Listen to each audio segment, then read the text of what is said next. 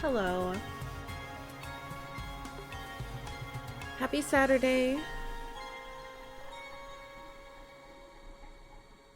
As we play this, I'm nervous that more people are going to die in the video game. I have to say, I'm not really looking forward to it. But we'll see. We shall see. Oh boy. Well, welcome back, everybody. Ha ha ha ha ha. I'm sure everything is going to be great and fine. I'm a little bit stressed, but the Vertumnalia just happened, so we're okay. I'm 12 into video game. And it is currently mid-dust. Aww. Aww. Diddler. Thank you for gifting 10 subs. Thank you so much. I appreciate it. Though, I will say, hold on. Let me check my calendar. So, if we do hit a bonus stream for next weekend, it will not be happening at the normal time because I have a haircut. It'll be kind of weird, but regardless, we'll do one. It'll just be strange. Timing, that's all. Also, my hair is wet because it's very hot outside and I want to help myself stay cool as long as possible today. So if you're like, what's going on? Yes, my hair is wet. Diddler, thank you for gifting subs to Really Somebody Else, Waffle House, Sam C. Bam 1990, haha, Turquan, John Drill, D. Paul Doug, Axe Media, Warrior Prince 29, Steve Goki, and Ragnarok. Thank you. You have a haircut today? Yeah, I as you guys could probably tell, my hair has been getting longer and longer. So I told you guys the reason I haven't been cutting my hair is because my hairdresser is gone. The place that I used to get my hair cut, that was a very close, short drive away, they closed that location and they moved it 30 minutes away. So I shan't be going there again.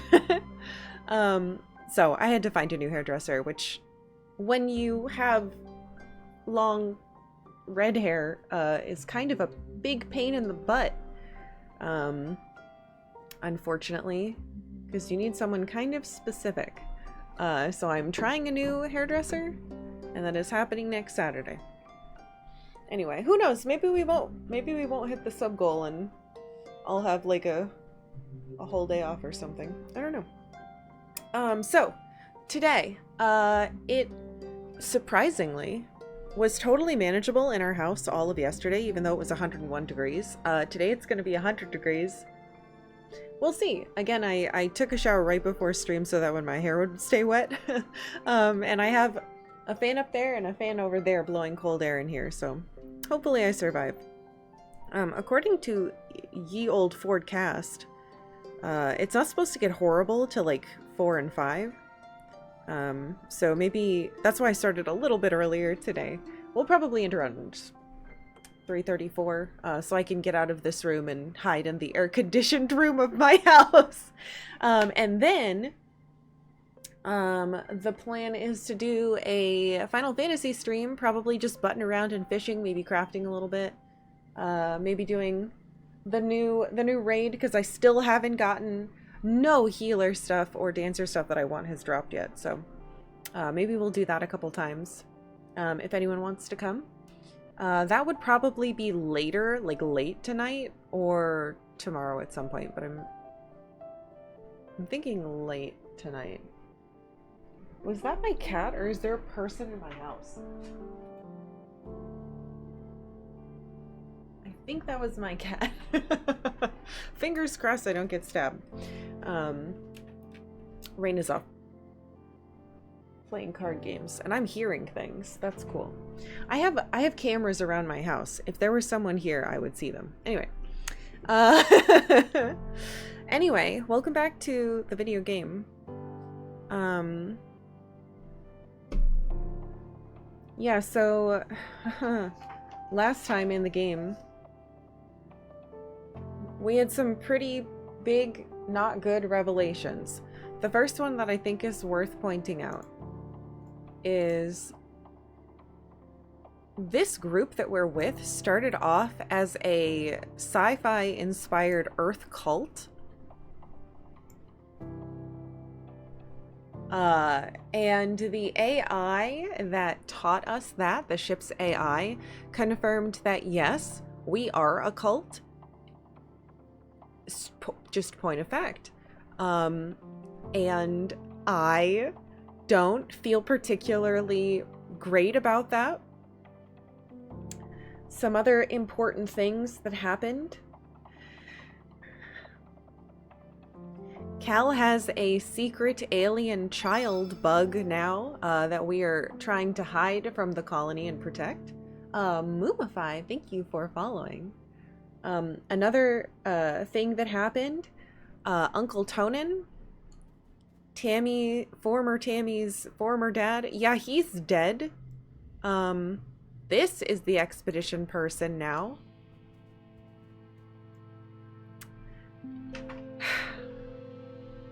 More awful things happened during the glow. One of them being that our professor, Professor Hal, was killed by monsters.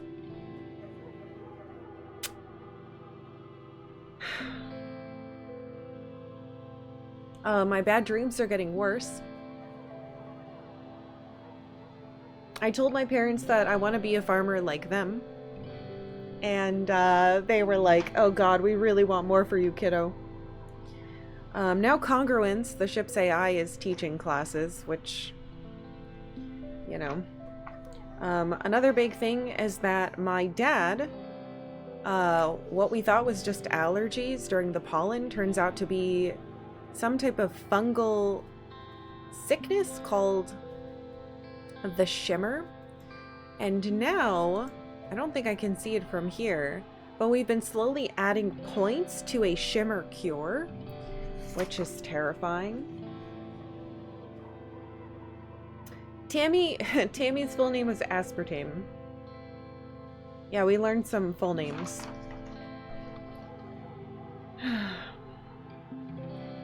We don't know all of them yet though, so please don't spoil them for me, thank you. I'm trying to be best friends with Calm. Anemone's kind of just happening because I'm trying to learn about animals and stuff to hang out with my parents more. She had like a little bit of a fit. It was a jerk to everybody again.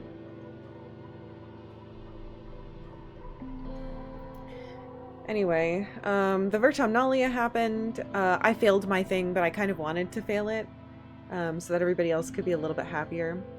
I tried to help Tang do some research on the pollen, and that added to it. And then she also needed, she was doing some stuff that discovered that the shimmer is a fungus, so that worked too. She did say we could get a sample from the Valley of Vertigo, but that would mean I'd need to sneak out, and I think that's what my plan is today. Then again, she has a thing right now, so we're gonna talk to her first. See what happens. Tangent is storming around the quad in front of engineering, checking notes on her holopalm and gesturing and grunting in frustration. Ugh, this is the worst. Oh my god. What monster would say this? What's the matter? I get a point just for asking? Damn. You got a point for not being like, do you have your period, Tangent? Ridiculous.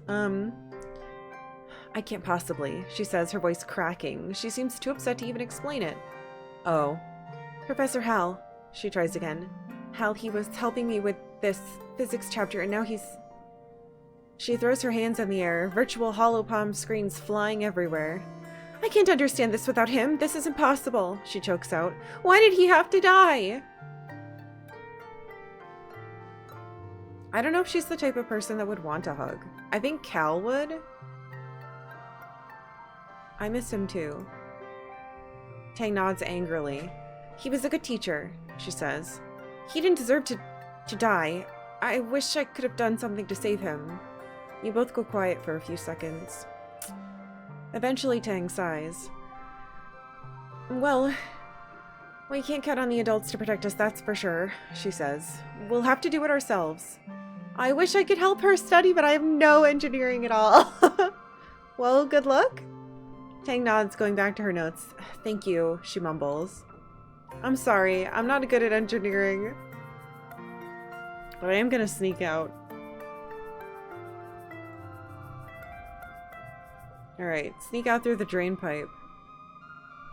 It gives us more bravery, which I wanted. And it gives us perception, which is also important. We've never done this before, by the way. Sneaking out. After we unlocked it, there was a lot of shit that happened. Oh god, I got an achievement. What's out there? Sneak out to explore. Wait, I actually get to go out here? Events in this area can be done in any order. They won't cost time to pass, but what the heck? Will increase your stress. Return home via the expedition's depot flag or the home button at the top left of the screen. Okay. Watch for collectible items you can bring back as gifts. Events respawn at the beginning of each year and new collectibles have a chance to appear every season. Oh my god. Okay, so this is a whole thing. Can I save again?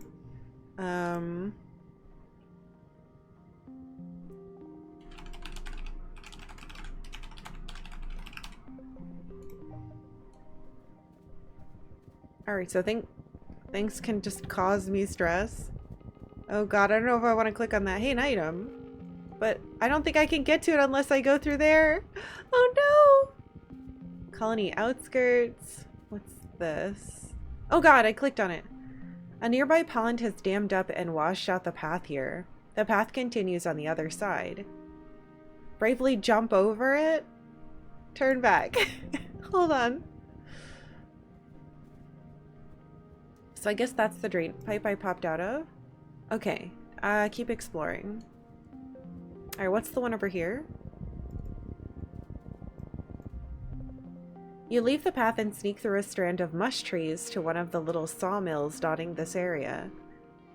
Oh wow, we're really clear-cutting it.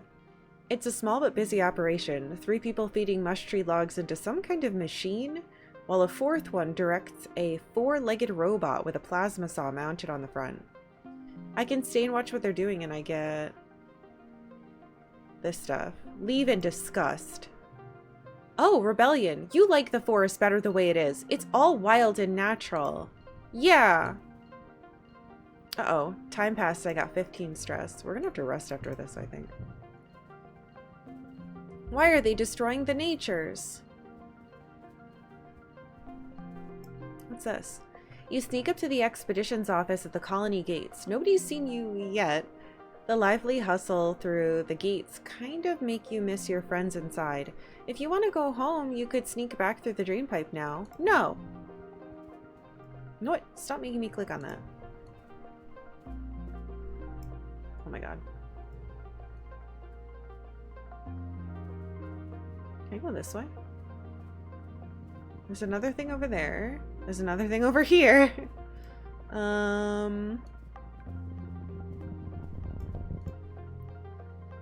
The muck hides interesting bugs and other treasure. For those willing to put their hands down the right holes. Are you? It's like a Silent Hill. Do you want to stick your hole in the drain pipe? Yeah. Oh, I got perception. Looks dark. Oh no, I don't have enough. That's what I'm here for, though. Oh my god, I'm 2 away. That's awful. Put your hand in there. Oh my gosh. I got food and kudos. Sweet, literally, the hole's full of sugar bugs. These palm-sized balls of squish exude a sweet syrup when you tickle them. You fill a bottle with it and let them go again. Should be worth a few kudos to Antecedent in the kitchens. That was lucky. Alright, we should probably go back. Let's see if there's any items over here, though.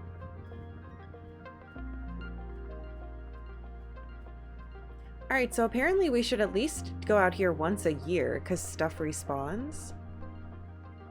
At least until we get all the good stuff. Alright, let's go home. Are you sure this will end the month? Yes.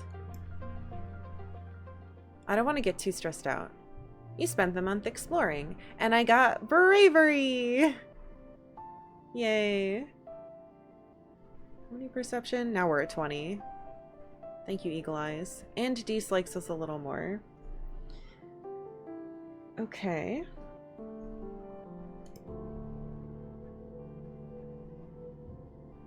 Hey. Alright, late dust.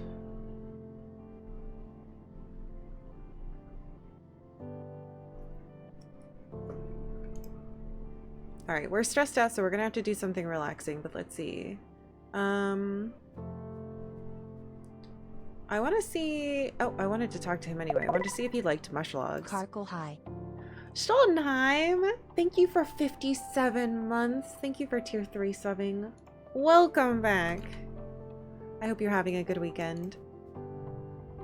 Deece is sitting in the grass near the big gates that lead out to the jungle. He's just staring out into the nothingness and picking absent-mindedly at the weeds. He pretends not to notice as you approach.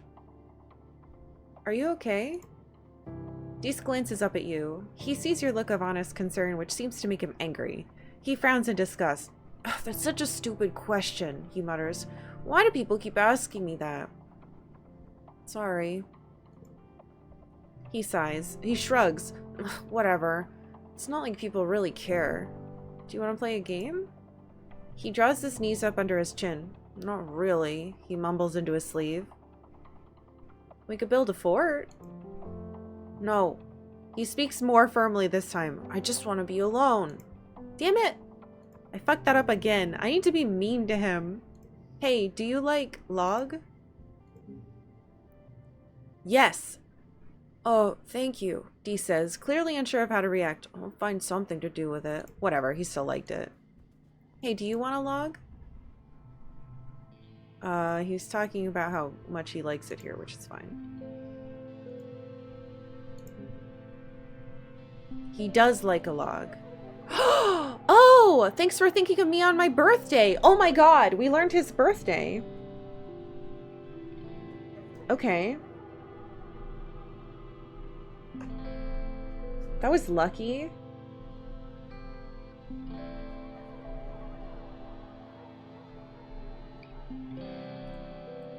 Cool.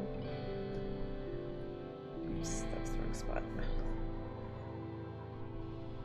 Okay, so mush log +2. And then we gave a mush log to D, so we got +1. Man, super lucky.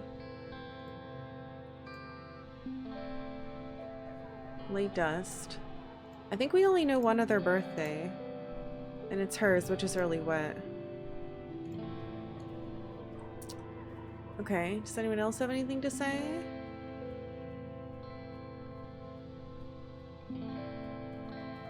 Not obviously.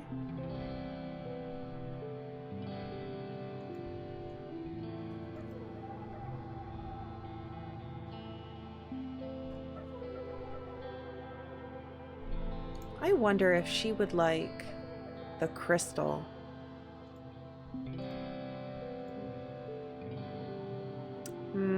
She shrugs. You should probably just keep it. I don't even know what to do with that.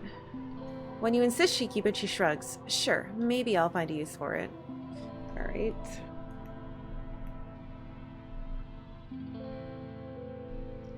So she didn't particularly care for that. It's good to know. Alright, we need to get rid of our stress. Let's relax in ye old lounge.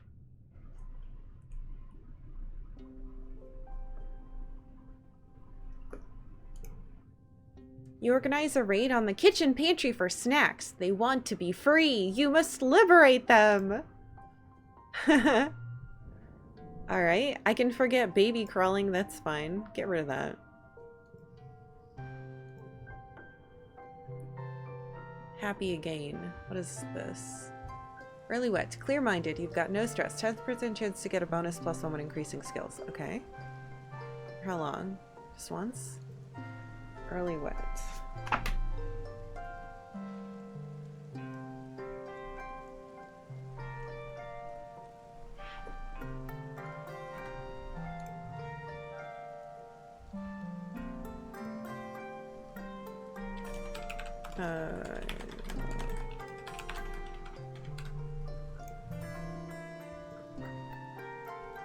Alright, it's her stupid birthday. We're gonna give her a gift today.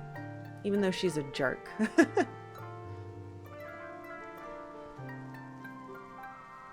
I'm tempted to explore outside more. An item! Oh, a bobber fruit! I know who likes those. It's Cal. Alright, the question is, what would she like? I think she likes cakes and shit. Maybe we could buy a cake. Yeah, I can afford a cake.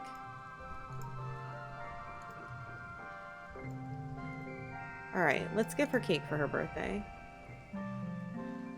Do you really think there are aliens here? Mars asks, looking out of the colony walls. Like, not the weird monster animal ones, but like, human-type ones? She sighs and crosses her arms. I almost want to meet an alien just because it would be something to do. Here, I got you a cake. +4! A birthday cake. Icing's a little uneven, Mars notes. And there are no candles, but keep practicing and you'll improve. Haha, you little bitch. She's such a jerk.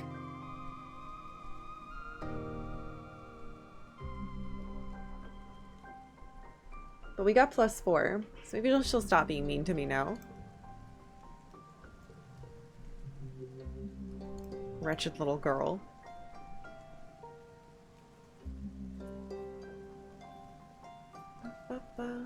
Alright, what do I want to do? We're super rested, so maybe I should go out into the wilds again. I think that would be a good idea. And I'm curious what the difference is in the wet. They'd kill me if I let you out of the colony. Sorry, kiddo. Haha. I'm sneaking out anyway. 13? Oh! Boss event. 13 events remain. 7 collectibles remaining. Okay. We're sneaking out again.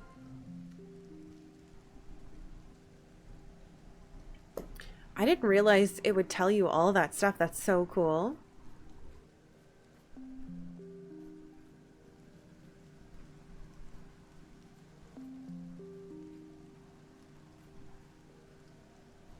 What's over here? Ahead of you, the road curves right, and there's a steep hill leading off to the left. You bet there's a really great view from the top of it, but it's gonna be a scramble to get up there. Let's hike up it. Oh. You leave your pack in some bushes at the base so you'll be lighter on your feet, then start the trek. It's tiring and even steeper than it looked from the bottom, but some broad mushroom-capped trees provide shade. I got more perception. Yes! The view from the top is spectacular! You can see all the way to the colony walls in one direction and down to a little sawmill in the other. Then you spot it, the rock. The most perfect boulder you've ever seen, teetering right on the edge of the slope you just climbed up. It's almost as tall as you are and must weigh at least 2,000 kilos. But it's practically teetering there. Enjoy your gaming. Oh god, thank you, the rock. Do you think his face is on it? You think with enough muscle you could push it over. Let's push it down the hill. I'm strong. Hi-ya! There comes a time in every childhood that one must take life by the horns and just push the rock. You shove it with all your might, digging your toes into the hard ground and leaning in. The rock starts to slide. And suddenly it's off with a satisfying lurch, catapulting down the hill, rolling faster and faster, crashing through the bushes, and oh damn your pack! The rock just rolled right over it. Oh, I lost my money. You make your way back down the hill to retrieve your bag, now completely destroyed along with all its contents. Aw, shoot, you're gonna have a hard time explaining this one to your parents, and you're gonna need a new pack. I didn't lose all my... Okay, I was like, if you got rid of all my collectibles, I'm resetting this goddamn game.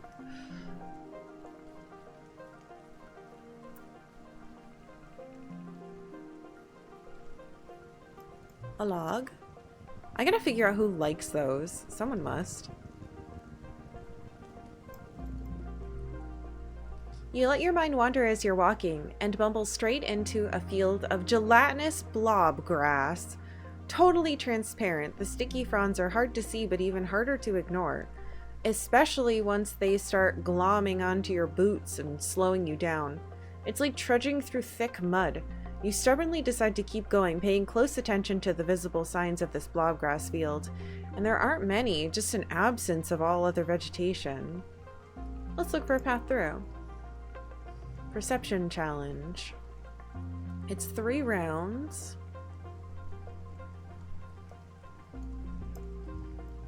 No, 2, 4, 6.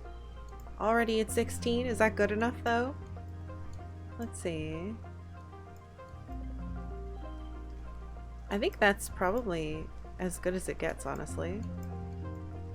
Though if we held on to this, it'd be pretty nuts. But that might be a waste.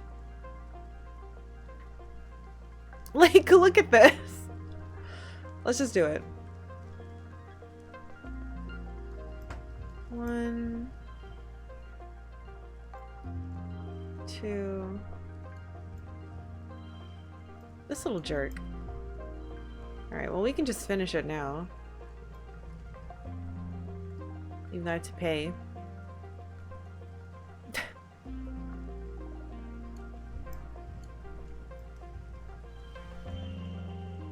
I have so many red points, guys. Though I don't particularly like that. It's ridiculous. Let's just finish. There's just too many points. More perception. We're getting so much perception. This is great.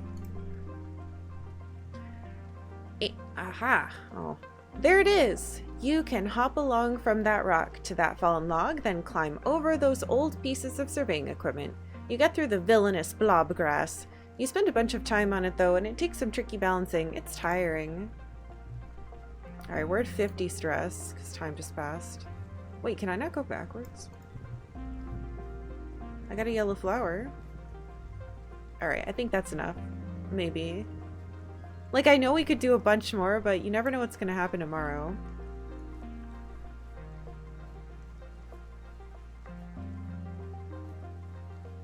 I guess we could go this way and try to do something else.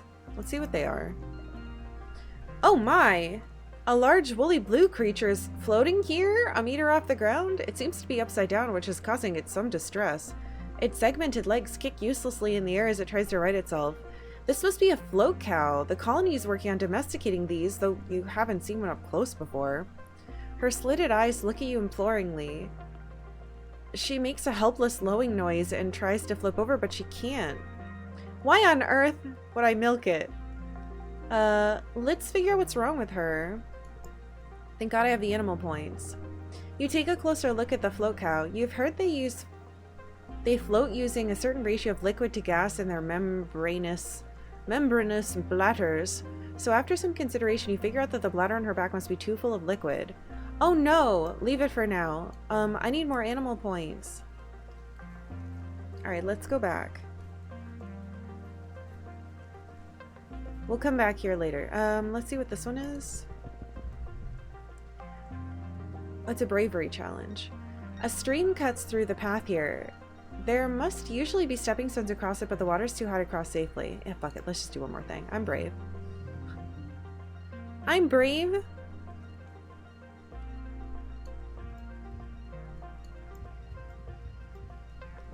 Seven. 12. 11. And then I wouldn't have to use this expensive thing.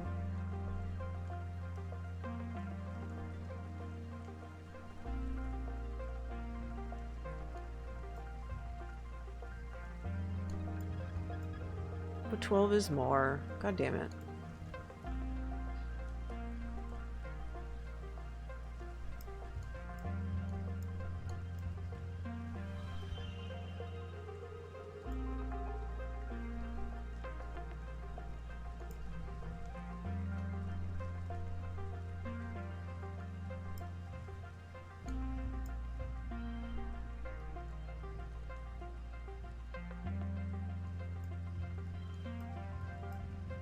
Good God.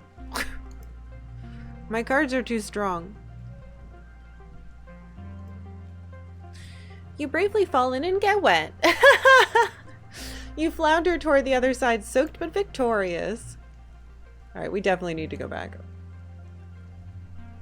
Let's just see if there's... Aha! Any other items? Hopefully somebody likes these yellow flowers.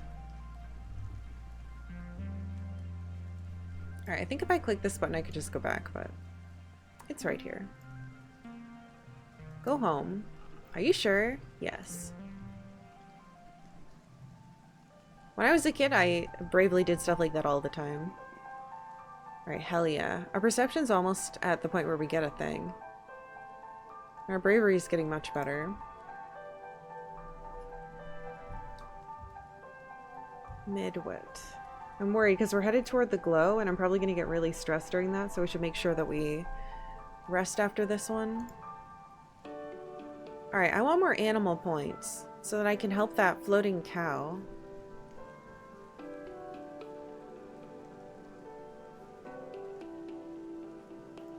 Alright, who do we not know?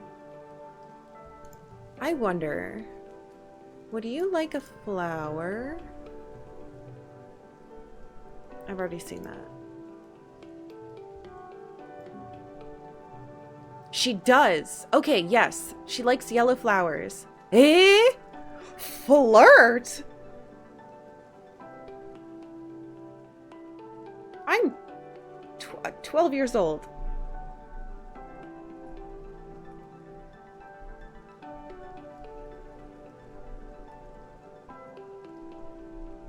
Alright, well, we learned she liked that. I didn't know flirting was a thing. I suppose this might be of scientific interest, Tang says, analyzing the flower. She pulls a petal off and looks at it. Yes, I'll have to look at this under a microscope. I hope you find it useful. She turns to walk away, then remembers herself.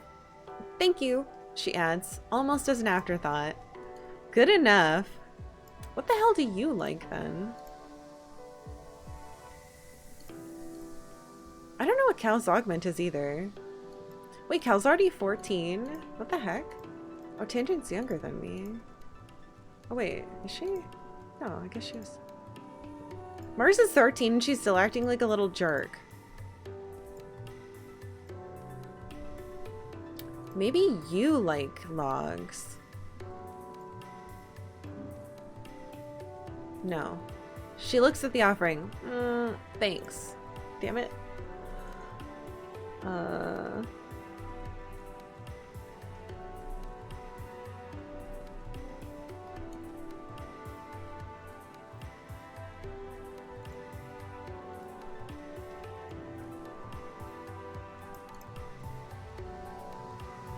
Wait, hold on. Didn't we find out what he liked? No, we knew he hates cakes.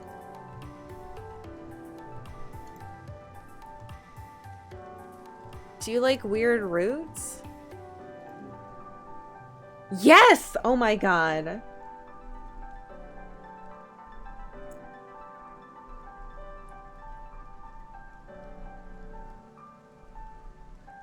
Wow. Dees is uncharacteristically excited about the roots. They're so colorful. I've never seen roots like these before. What kind of plant are these from? Hell yes. Alright, we finally learned something he likes. I should have known because it's basically the opposite of a cake. Okay. Let's... Oh, what does she want? You and Anemone are playing in the garrison yard with sticks, chasing each other around and pretending to be sword fighting. The adults training nearby are patient with you as long as you don't get near the target dummies, but sometimes you stray too close. Watch out, Annie! One of the security personnel calls out as Anemone bumps into her. You kids, stay behind the fences, okay? It's Anemone! She retorts as you both retreat to safe distance. Anemone throws her stick to the ground and pouts. Just because everyone else shortens their name, and it doesn't mean I have to do it. I like being Anemone. But having a nickname is kind of cool. And mysterious. Like having a call sign, you know? What would you call me, Solana? What do you think of Nemi? I like Nemi. Nemi tilts her head. Huh. swinging a sword a few times. Nemi, Nemi. Yeah, Calm calls me that sometimes. At least it's not Annie. Oh, oh. Anemone's loyalty. Oh my god, cute. New nickname. Nemi. That fits her much better, I think.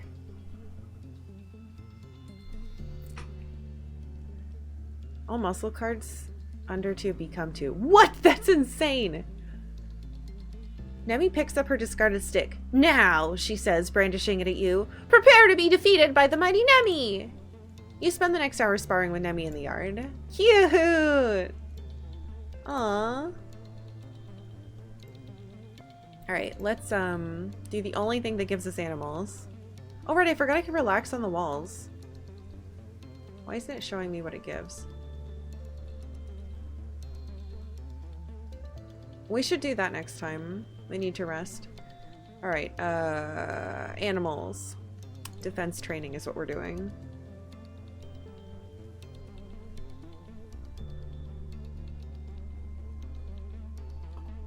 There's so many people training in self-defense today that you have to break out into stations. What do you want to work on today? What? Vert space helmet training? Capoeira for some reason? Or smash things with your fists?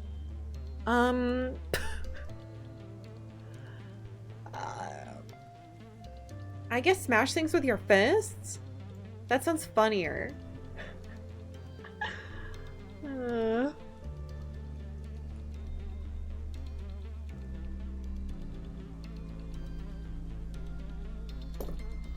You're a simple woman with simple pleasures. You want to get absolutely shredded. That's true, I actually do. Luckily, there are a ton of things to smash. Boards, bricks, training dummies, weapon racks. Hell yeah. Weapon racks? Oops! Red isn't too pleased with you, but hanging the weapons back up does count as doing reps. 5 kudos if we equal the goal of 20. Why am I drawing all these cards?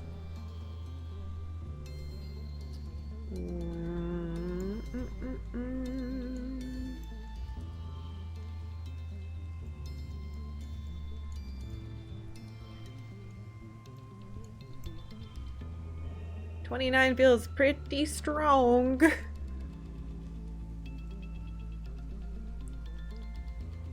Yeah, I'd rather do this than get the kudos. It's more fun. Hell yeah. Extra animals.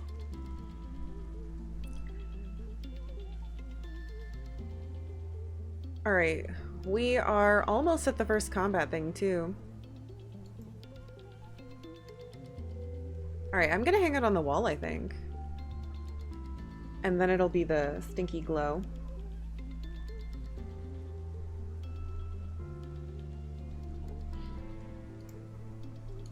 Let's look around.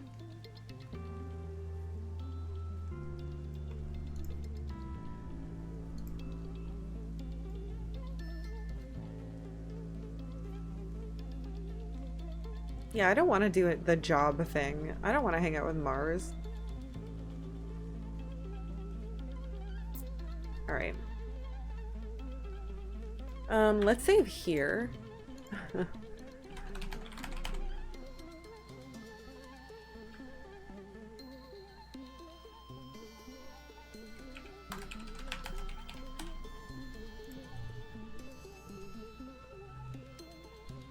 Alright, relax on the walls.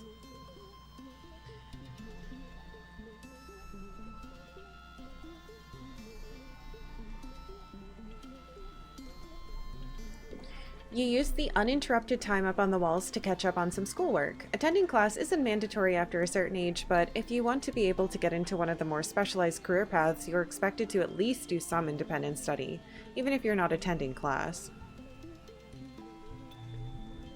What do I want to forget? I would love to forget hiding in the creche. Let's get the fuck rid of that. Alright, we're happy again. Alright, it's glow.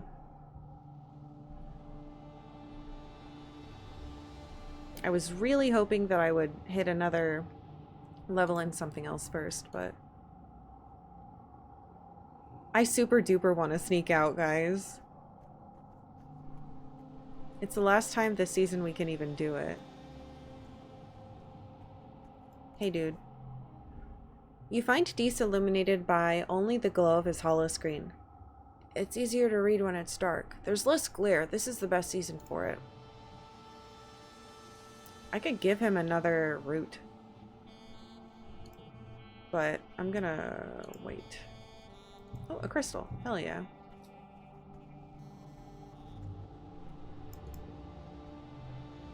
Your mom gives you a stern look. Be careful, she warns you. Now that I know for a fact it isn't safe out there during glow, I won't have you venturing close to the walls. Stay where I can see you, close to the ship. Okay. You don't see Nemi. She sees you first. Tag! She exclaims, pouncing on you from behind. You're it! I don't know what she would want.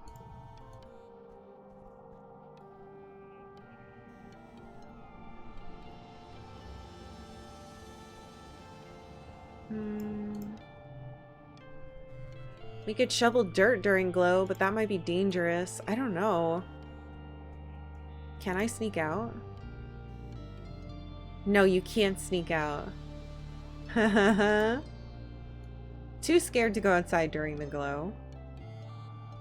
I wonder.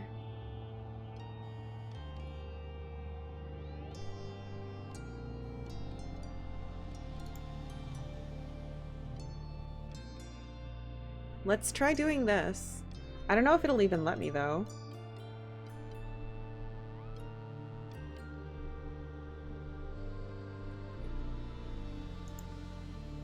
You drill in emergency protocols and how to shelter in place in addition to the regular fitness courses. Glow has everyone on edge, waiting for the inevitable attack. Exactly. That's why I should do this.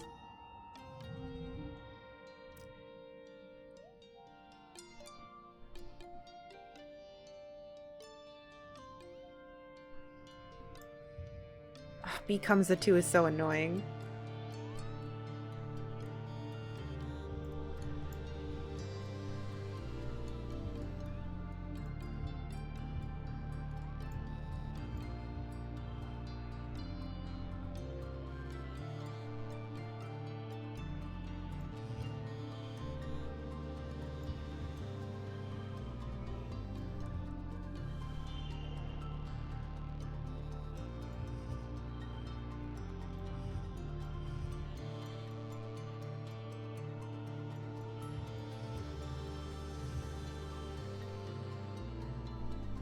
I mean, that seems fine.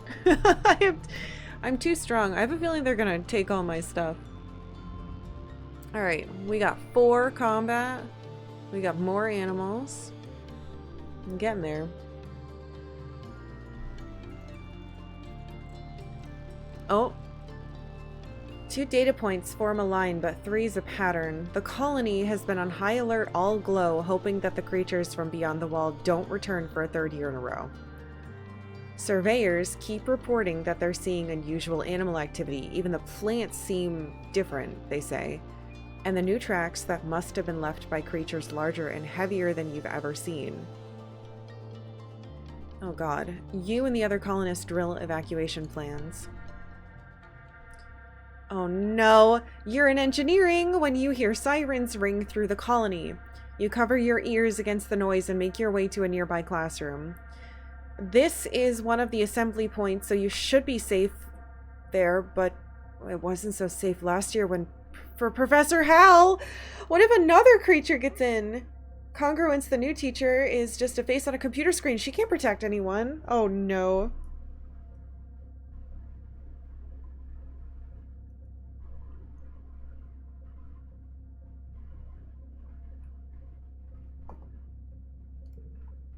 Congruence flickers cheerfully. Please stay calm, children, she says. The defense squad is already en route to the creatures. This should all be over soon. You've been told this before. As the sirens continue, you're faced with a choice. Fuck you. Leave. I'm helping people. You stand up and leave. Tang and Mars stare like you have 3 heads. Congruence doesn't try to stop you. Not that she could. She doesn't even have any hands. I gained status heroic? You're still pumped. Okay. You slow to a walk as you near the outer doors of engineering. Something doesn't feel right. You stop to listen in the dim emergency lighting and hear the metallic popping of something overhead. In the ventilation ducts? Your blood goes cold. Monsters! They're here! You follow the sounds to a workshop and force yourself to look up through the slats of the vent. You gasp. 2 glistening, bug-like eyes peer down at you. No, 4? 6. They blink in syncopated pairs. Then you hear it, over the sirens, a soft panging noise, halfway between a chirp and a purr. The creature skitters spider-like from one side of the vent to the other. A small furry tentacle slithers through the slat, searching for the vent release. When it can't find one, it bangs its body against the inside of the vent, denting the metal. Oh my gosh. Tame it! Tame it! Tame it. Oh my gosh, I have to get such a high. Okay. So we could 3, 4, 5. But we could 3, 4, 6. That's also 17. But should I save this?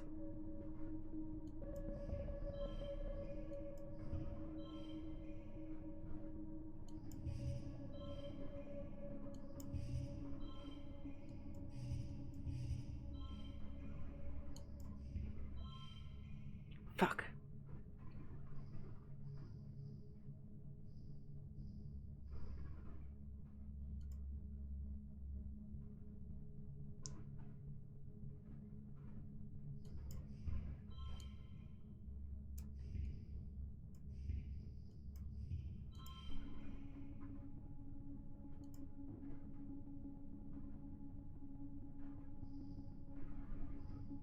I want to keep this.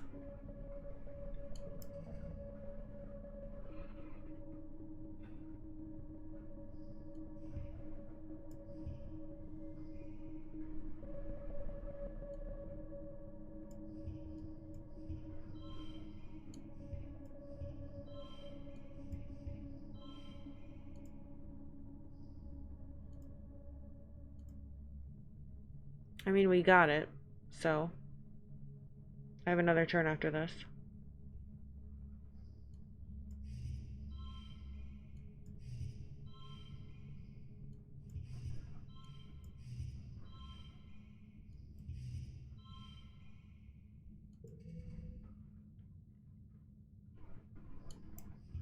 If I do this, I get the kudos.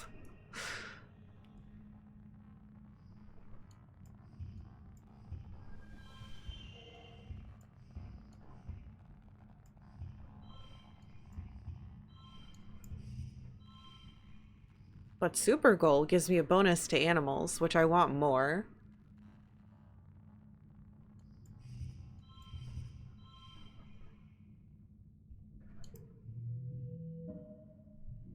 Oh my god, we get so many animals.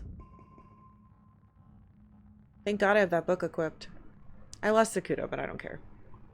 I'll pay Mars for her point. Oh,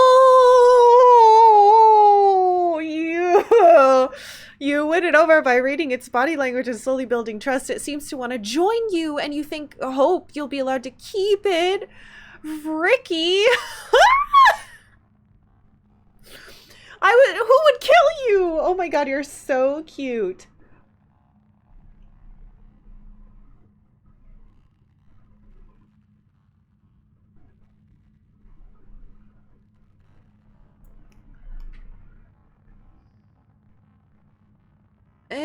Pet. Pets follow you and may appear in events? They even made it my color pink. +1. Oh my god, I can put you in my... +1 skill on challenge win, +1 bonus to straights. Oh my glob, I love you so much. You look the species up on your holopalm and learn that Ricky, so named for the trills they make, which yours is making now, cuddling against your leg, are neither male or female, though they do require a mate to reproduce. So it's a they then. You decide to name them... I'm sorry, Squiddly Peterson. Ricky Ticky makes me too sad. Rikki Tikki Tavi is... I mean, there's a song, but... I think your name is... Oh, Bright Eyes isn't bad, but it's too much like the band. I think your name is Squiddly Peterson. It's too good. How could I not choose this? Oh, I could say something else. No, you're Squiddly Peterson. They blink every one of their beady black eyes up at you. I'm so excited. None of them in unison. They seem to have no problem with its name. Yay! It isn't long before the sirens turn off, ringing 3 short pulses as the all clear messages. I'm so excited I can't read. Hold on. I have a beautiful pet. Okay. It isn't long before the sirens turn off, ringing 3 short pulses as the all-clear message flashes on your holopalm. It's so good that I went out and got this little baby. Could you imagine what would happen? Someone would have squished it. I would have died in real life. You and the other children file out of engineering and you head back to your quarters. Your parents will want to know that you're safe. You manage to smuggle your new pet Ricky under your jacket and hide it under your bed before they arrive. Your dad gives you a big hug, but your mom slumps into a seat at your small table. It's like they were going specifically for geoponics this time, she mutters, but your dad pets your hair and shushes her. I'm sure it was just bad luck, Flulabelle, he says, but your mom shakes her head and folds her hands in front of her mouth, staring out the porthole windows at the fields. We need to befriend these creatures, not fight them.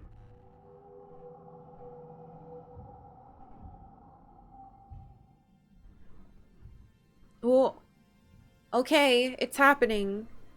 We're turning olders.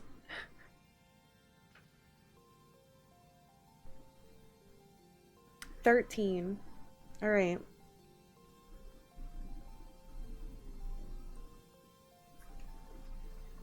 Bartandalus! Ah!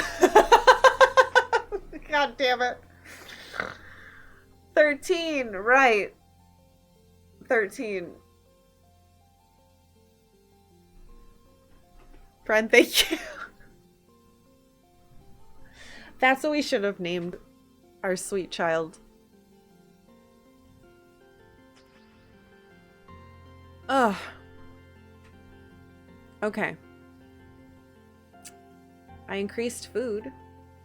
Apparently I can increase our defense. It's interesting. Alright, let's start age... Oh, I'm so excited. Let's start age 13. Oh! There they are! Oh my god! This is the best! Petting your pet? How did it know that I tried to... Okay, hold on.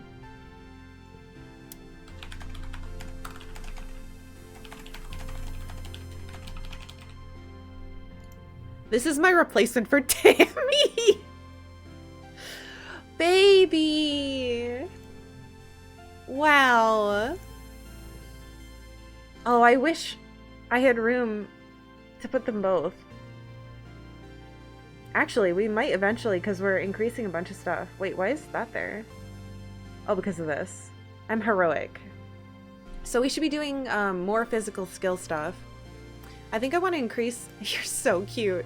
My empathy as well, because that's going to be important. Do you like my pet? Do you guys see this? Deesa skipping stones across a flat stretch of rock. Talked to my sister today, he says. Skip, skip, skip, skip, skip. She's doing some kind of super secret extra credit project in engineering. She wants to gloat, I guess. He tosses a rock in the air and catches it. Whatever. She just likes when people pay attention to her. I mean, everybody likes when people pay attention to them. Oh, we both have pets now, bro. Are you coming? Okay. This game suddenly matters much more to me now that I have this beautiful mushroom squid daughter. Slash son. All of the above. I'm so happy. My baby. Hey, look what I have. You catch Cal at the gate to the gardens. He's carrying a big bucket of rocks. Hi, Solana, he exclaims. He pauses to pat your pet on the head. And hello to you too, Squiddly Peterson. Oh my god. Oh, I'm supposed to tell you that there's a new park near Geoponics now, Cal says. We can run around all we want. And nobody will say we're trampling the fields. You should come play there sometime and bring Squiddly Peterson. They'll love it. Unlocked Relax in the Park in Geoponics. Cool. Wait, hold on. What year is it? Early quiet.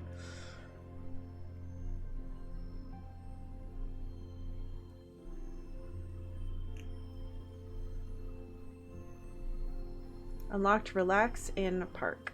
Exciting. In Geoponics. That's cool. That means we can relax with him. My... It's making a sound!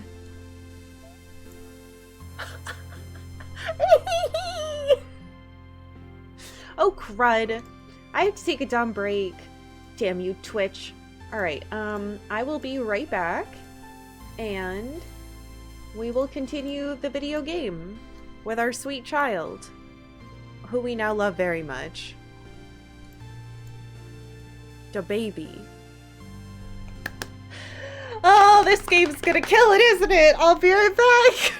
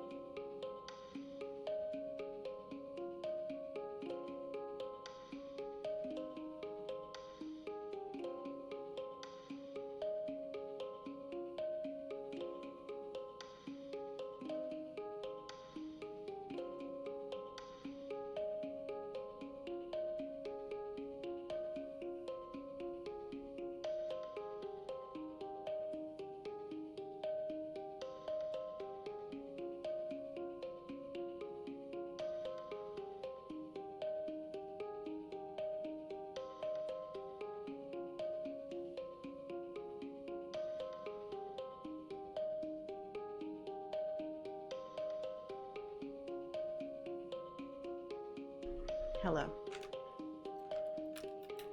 All right.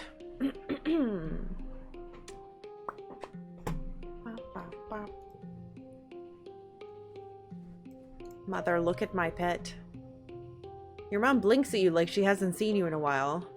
Wow, you're getting big, she mutters, shaking her head in disbelief. Can I do this thing with my dad yet? Yes. You spot your dad lying on the ground in the soft grass looking up at the sky. He zooms his hand across his field of vision like a spaceship, then looks over with a dreamy smile. Hey, kiddo, he says. Sometimes I can't believe we're back on solid ground. After 20 years in space, it still doesn't feel real. Help him with the animals. What does it give me? Lassoing a float cow. Oh my gosh. Your dad is working with the float cows. One of them is sick and isn't producing enough urine as a ballast, and he keeps wanting to float away. Your dad's building a spike so that he can tie her down until she feels better. Okay. Oh, animals, yay! You hold onto the leash feeling like a little kid with a balloon. A big, woolly, gassy balloon. It looks down at you with placid, unblinking eyes. You can see yourself refracted in them. Weird and neat. Yay, we finally got to do that one. I'm so excited. All right, it's going to take 40 to do the next one.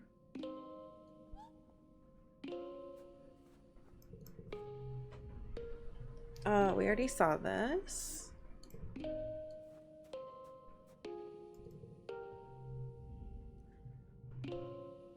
"20, 21, 22. Nemi counts, bouncing a sports ball on her knee. 24, 25, 26. Oh, hey, Solana. She tucks the sports ball under her elbow and smiles at you. What's up? There's gotta be something you like. I don't want to get rid of this because I really need it. I don't know. Alright, what do you want? Tangent is standing still with her face held up to the sky, letting blue snowflakes land on her cheeks. They melt almost immediately. She doesn't move as you approach. After a minute, she winces and rubs her eyes. It stings, she says, because it's made of acid. Eh? Acid snow? Tang nods. The Hollanded entry says it isn't harmful. It freezes at 12 degrees Celsius and turns into tiny crystals that are so heavy they fall from the clouds. You can see them under a microscope. She sticks her tongue out and lets some of the flakes fall on it. It tastes kind of sour, but sweet, she observes. Fascinating. Wait. Our snow is acidic. That's important to know. Tang pulls a sample jar out of her coat. We know what it's made of, but our understanding is incomplete, she says, and places the jar on an outcropping of rocks. The big mushrooms changed in shape and color before the snow began to fall. I wonder, is there some sort of signal that precedes the changing of the seasons? What happens if I expose samples collected in dust season to snow from quiet season? Interesting. A small, excited smile creeps across Tang's face. There's so much to learn about this planet. I can't wait. You and your brother are so much alike. Tang narrows her eyes. Yes, we used to get that a lot, she says. I guess it's still true if you think sneaking out of the colony is the same as valid scientific research. She frowns at you. He's so dumb, she mutters and shoves her hands under her arms. He only cares about feelings, especially his own. Don't be mean to him. It's not his fault.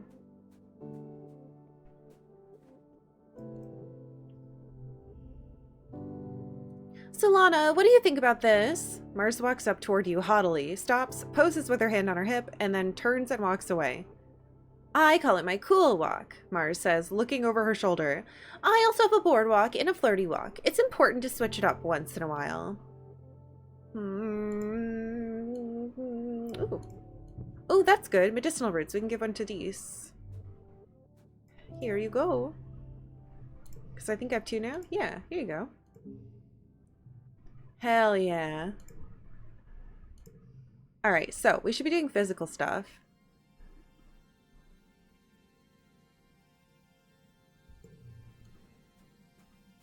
We're not very stressed. The question is, should I be doing stuff out there? No, I want these to go to the next level.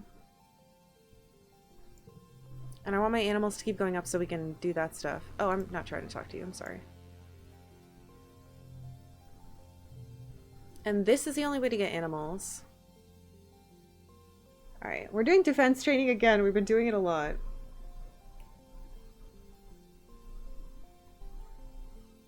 But then we'll be strong enough to go outside and do a lot more. Hey, that's Beamancer. The game is great. I just got a pet. Oh, whoa. I've never met you. Oh, that's Rhett. You've heard Security Chief Red is on the lookout for lookouts. That is, for kids to chill out on top of the walls all afternoon in casinos. Sounds way better than going to class. He gives you a once-over, eyes narrowed. All right, he says. Look over there at the end of the field. What does that sign say? Haha, my perception! Read it out loud. You can read the sign easily. It says, if you can read this, your eyesight is 20/20. Huh? What a weird sign. What does that mean? Rhett nods in approval. Good, you pass. Come back next month and I'll put you on the roster. We unlocked lookout duty.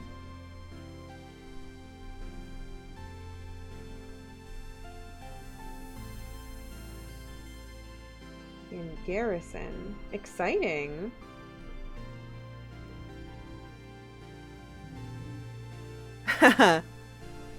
Oh, that's actually great.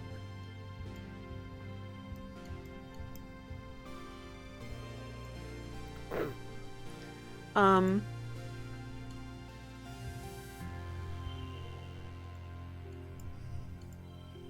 30 fucking 7. But I think if we move this sword, yeah, it's much worse. Ha ha ha. My muscles are so big. Yes! So many points. Oh, we just hit the next thing with combat. We had 35.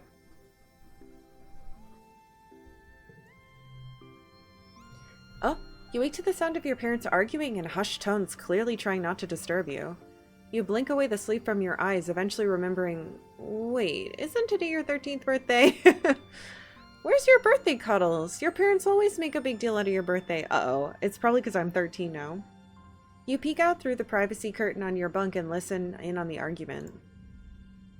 You're being unreasonable, your mom says. Solana is a teenager now. You have to give her the opportunity to take calculated risks or she'll start acting out. That's just what being a teenager is. Going off into the wilderness isn't a calculated risk, your dad replies. It's too dangerous. It's weird to hear your parents arguing.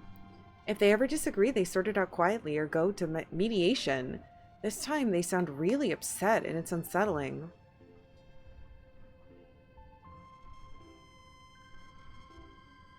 Oh my gosh, I only have the beginning. I think I should. The danger isn't, or you don't need to. I'm so curious what this is. I think I should is being bold about myself. The danger isn't is putting it onto something else. And you is putting the focus onto them. Let's stand up for ourselves. Oh, stress. I think I should...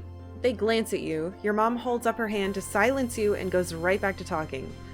Geranium, she grates. You've said yourself that we need every person out there surveying for edible native plants. You're even going yourself. Why not our daughter?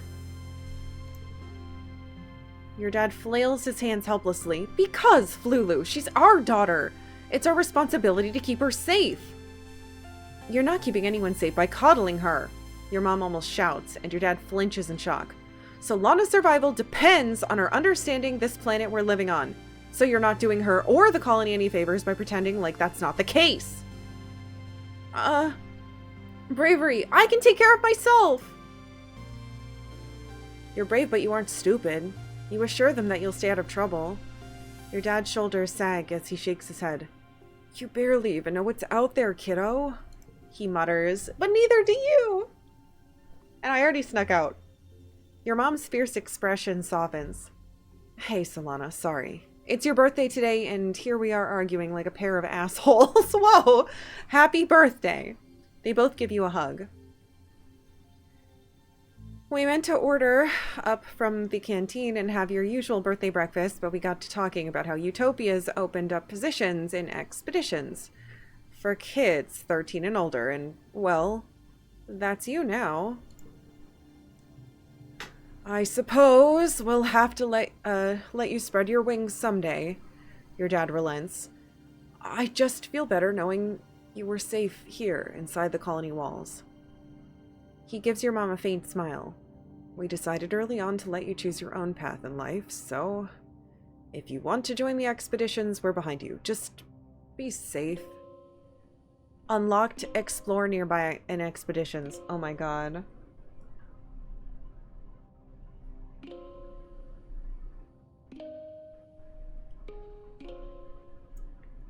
Alright, we've already unlocked 3 new ones. Good god. Alright. But we just got this. Alright, mid-quiet.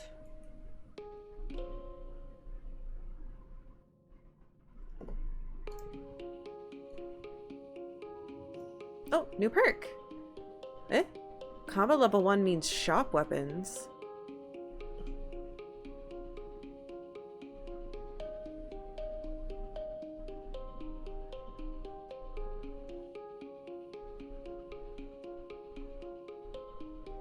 Oh my. New cards at the depot. Well, we've got to look at that. Eh? They're not there. My dad wants to talk to me. Let's, peep at this. Oh, wow. Oh, wow. Draw an extra card. It's 300 kudos. Man, I should probably get a job. I don't want to. Who needs this shit? Autoplay best hand? What the? Why would it? Plus 30 bravery. Times 2 bonus points for straights. Times 2. Damn. Cool jacket. That is a cool jacket. I want that. Persuasion, huh? Emoji Proji? Eh? Glass cutter.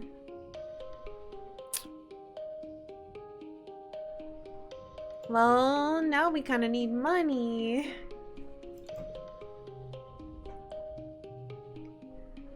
Mars has set up her holo screen to reflect her face, and she's swatching various eyeshadows on her forearm. Just because we're out here struggling to survive in the musty armpit of space, that doesn't mean we can't enjoy ourselves a little. She gestures to her eyeshadow palette. If I have the kudos to print luxury goods, why shouldn't I? Huh. Do we give her? Maybe she'd like a crystal.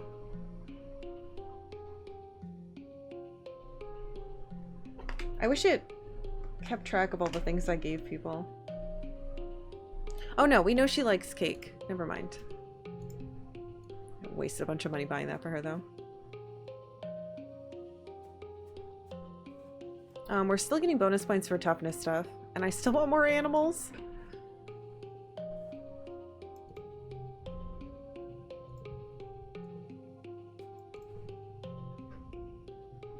What is this? You find Tang leaning against the wall of the laboratory, looking out onto the hustle and bustle of the colony. Auntie Seaton tried to talk to me about puberty today, she says, rolling her eyes. It was a pleasure to tell her that I seem to be suffering no ill effects from the malady. She crosses her arms and shrugs dismissively. Perhaps there's limit to genetic recombination therapy, as I do not seem to be undergoing the effects common among those who are born to this array of hormones. I should advise Chief Engineer Instance. That would be lucky for you. Dees is fiddling with the toggles on his jacket, watching the comings and goings of expeditions. I want to go with them, he mumbles, but like, not with them, you know? Like, I want to be alone in the wilderness for a while. A little smile plays across the corner of his lips. It sounds nice. Too soon to give another gift. Interesting. Hey, Cal. Some people get the sniffles during pollen, Cal says. My mom says it's because your nose thinks the pollen dust is itchy, so it turns on the floodworks to wash itself out. I have a blue bauble fruit for you. Do I know your birthday yet? It's late dust. We'll save it for late dust. Alright, we unlocked like a bunch of new stuff, but I gotta talk to my papa first. You find your dad comparing some plant samples. When he sees you, he puts down the test tubes and gives you a big hug. Kiddo, he exclaims, then kneels down to look at you in the eye. I've been thinking. I want to say I'm sorry. Your mom and I were arguing on your birthday. We disagree sometimes, just like every couple, but it's unfair that you had to see how the soy sausage gets made. Interesting. I can say I was really upset. Normally I would say it's okay, but because this has a persuasion thing, I'm curious if there's a reward for it. Let's do it. Oh, he gave me money? Your dad's face falls. I know. I'm sorry, Gooseberry. Here. I hear the depot's open now. Go get yourself a piece of candy or something on me. I don't like that. I just made him feel guilty. But he should. He's my dad and he shouldn't be doing stuff like that. So you know what? Give me my reward. Your mom and I talked it out, he continues. We're both just really putting our everything into the farm right now, and it's making us kind of snappy. You don't have to worry about it, okay? He squeezes you in a hug. If you want to join Utopia's exploration team, just be careful. It's dangerous out there. Have you not noticed that I'm great with animals and I have this adorable little pet? Hi, Mommy. I can't talk to her. Whoa. That's funny. Oh. So, we unlocked 3 new things. Relax in the park, which we don't need to do. Lookout duty in the garrison, which I'm curious about. Let's see what that gives you. Lookout duty. It gives you 3 perception, 1 animals! Oh my god. And you get money for it? This is our new job. Alright, let's just check what the other thing does. So the other one was explore... Oh wait. No, this is relax. Oh, it doesn't give you friendship with Cal. That kind of sucks. Alright, the other one was in expeditions. So that's down here. Where are they? Oh. Huh?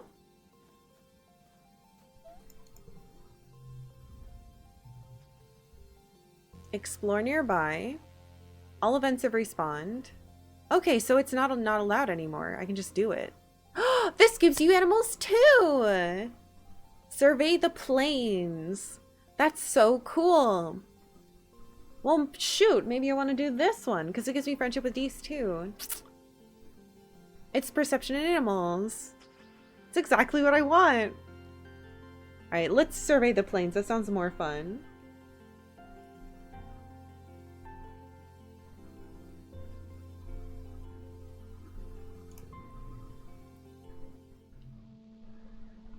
Ah, my baby is here. Oh, wow. Okay, we're gonna make a save because I'm scared. Age 13. Mid. Quiet.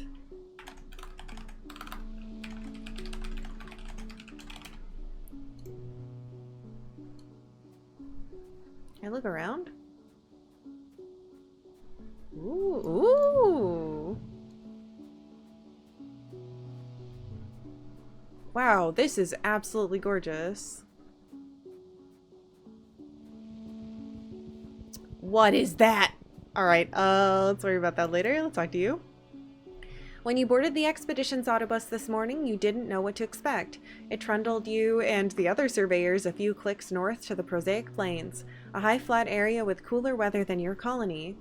You could barely control your excitement as you watched the landscape change. And now you're here. You're finally old enough for a real survey mission away from the colony.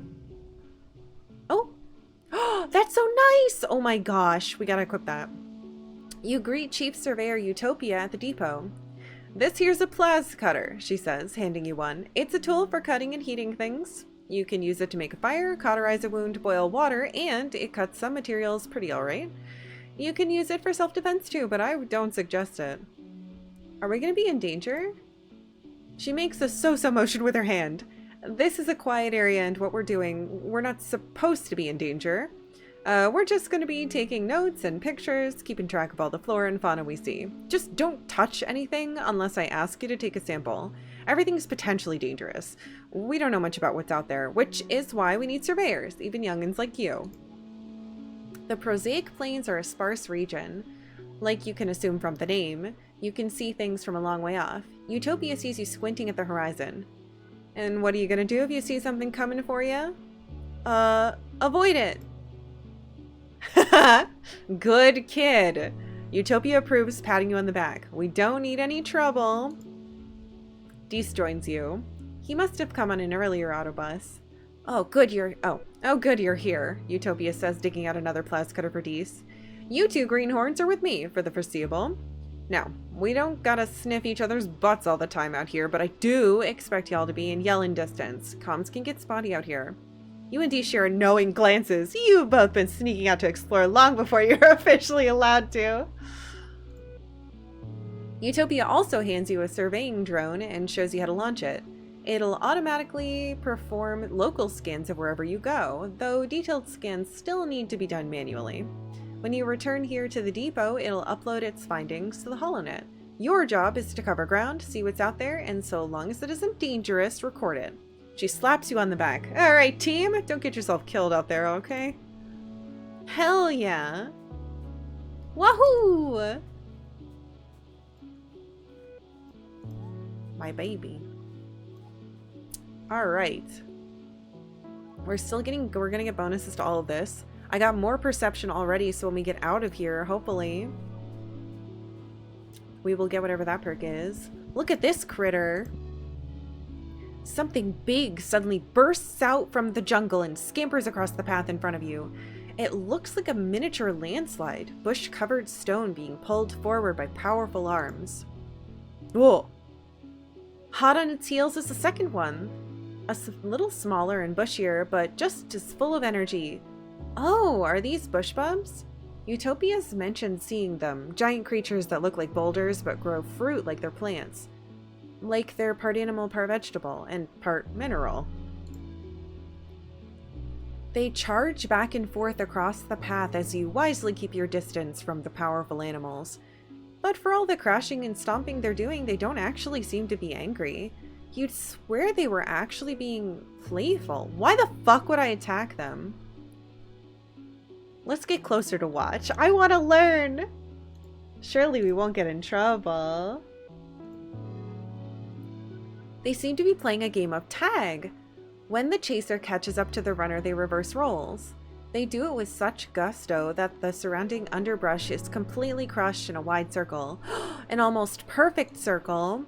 Then all at once, the first one crouches down on the path and tucks its arms and head under the bushes on its back. You'd swear it was just a rock now. The second one circles the first several times, sniffing, then crouches in the same position. Now might be your chance to get past them. I want to keep watching. I want to learn. That's what we're here for, observing. So many animal points! Yay! I got an extra from Heroic and from Eagle Eyes. In perfect sync, the two creatures slowly stretch out and up, revealing their rocky bodies and reaching their surprisingly long necks up to the sky. They begin to shake their bushes and rattle their antlers in rhythm with each other as they stomp slowly around the clearing they've made. You think they're dancing! The intensity of the dance increases. They're both shaking their backs so hard that some of their branches and fruit are flying loose. Instinctively, you reach out to grab a piece of fruit. At that movement, the dancers shift and... Ah! Oh no! One of them steps on your hand with the full force of its massive body! You let out a cry of pain and clutch your hand to your chest. Oh, that looks bad. The two creatures had been so intent on each other that they hadn't noticed you there. They're so startled and perhaps embarrassed that they take off running in the opposite directions. Oh, well, that was weird. Oops. Ugh! Owie! Okay, as much as I would like to do more, I should head home. Let's grab this. Oh, looks like there's another one over there. All right, we'll worry about that later. How cool. It's a shame that I got my hand stomped, but that's okay. I think that was really cool, and it was important that we observe. This little gazebo is set up as a waiting area for the automated transporters, which trundle back and forth between here and the colony. A sign reads, Autobus Depot, Prosaic Plains. Sparse vegetation makes this an ideal region for resource extraction. Blue snow is mildly acidic and may corrode equipment with prolonged exposure. Please rinse in fire suits upon return. Let's go home. Are you sure this will end the month? Yes. I got very stressed out. My hand got squished. Oh my gosh! So much more perception. And animals and friendship. Alright, what were those called? Bush bubs.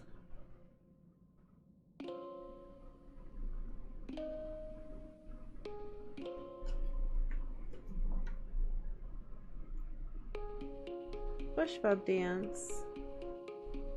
Hand got crushed. I think it would have been cool if it was like realistic consequences where like I lost my hand or something. Alright, late quiet.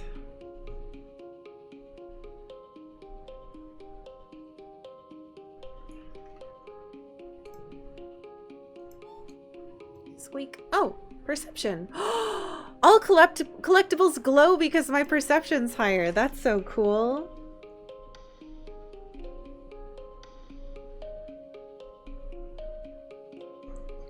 So level 1. All collectibles glow. How convenient. Hopefully I don't miss any now. I probably still will. Wonder what kind of glow.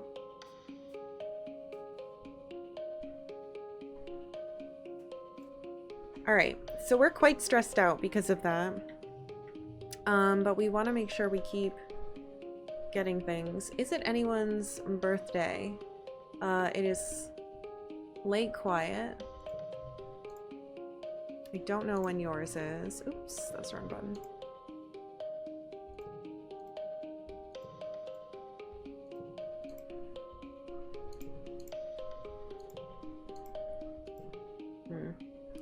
Alright. So wait, who do we... Anemone, Tangent, these.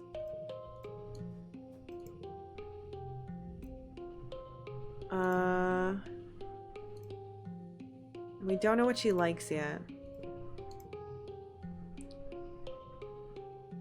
Do you want a flower?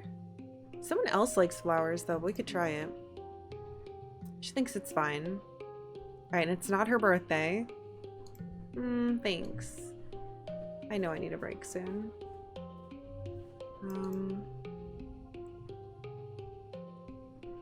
I can't give him a gift yet.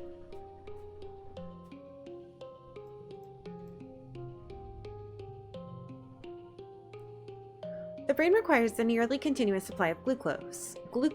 Gosh, I'm stupid. I cannot wait until I can take these out.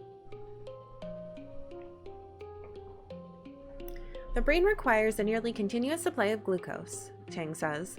Glucose is commonly found in foods we register as sweet, which is why humanity has evolved to crave foods that are high in sugar. Tang looks up from her holopad with a thoughtful look. I have very little desire for sweetness, she muses. Does that mean my brain is more efficient than that of other humans? Alright, she likes yellow flowers.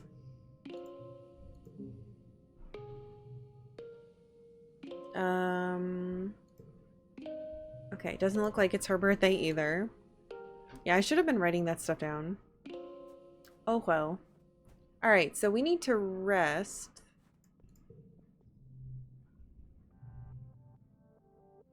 What does relax on the walls do? These, but can't I relax in geoponics now?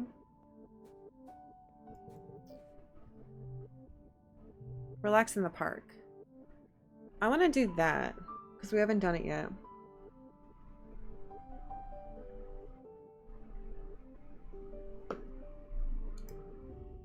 You and Cal walk through the park, a special place set aside for growing ornamental plants from Earth. It was grown from a precious seed bank preserved for over 20 years aboard the stratospheric before your mother started planting them here in Vertana. Almost nothing here is grown for food, though many of them are technically edible. It's so green here, Cal says, stopping to smell a bush of fist-sized red flowers with velvety petals. Wow, they smell so sweet! My mom worked really hard on this. Your mom brought these flower seeds from Earth and somehow found time to cultivate them here, even though there was so much work to do on the farm. It just goes to show that there's a lot about your mom that you still don't know. It's so peaceful. Cal breathes deep, a funny smile on his face. It really is. This is one of my favorite places in the whole colony. You can really feel the love in every plant. I think if he was smelling something that smelled really good and it had velvety petals, it was probably just a rose. Oh, hey. One pretty white flower in particular is flourishing here. The astrantia. Your mother's favorite. It seems to be growing faster than even native plants do, covering the paths and bluffs with tiny white stars. You practically have to push clumps of it aside in some places just to make sure you don't crush any. Good thing it's also beautiful. Solana, can I get your help with something in the barn? Cal asks. You excuse yourself from planting and follow Cal. Uh-oh. Something's wrong with Socks. Oh no! Cal says, closing the door behind you. She won't eat and she cries all the time. Oh no.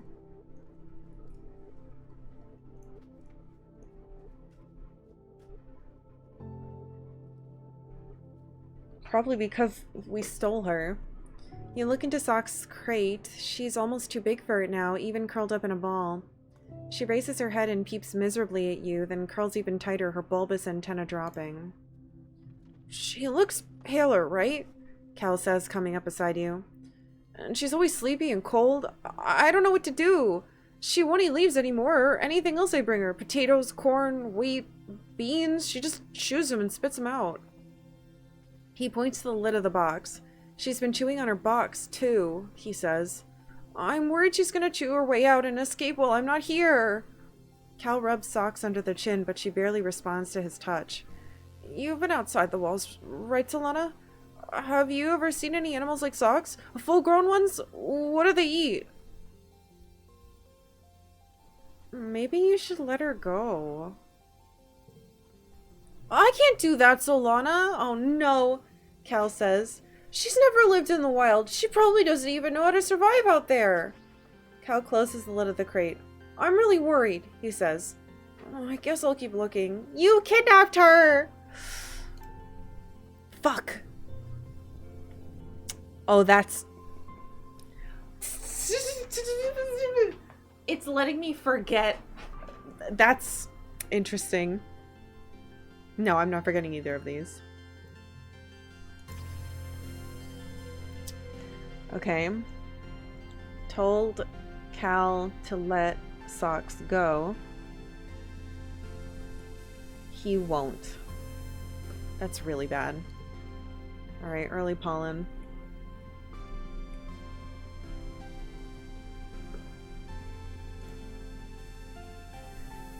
Oh, jeez.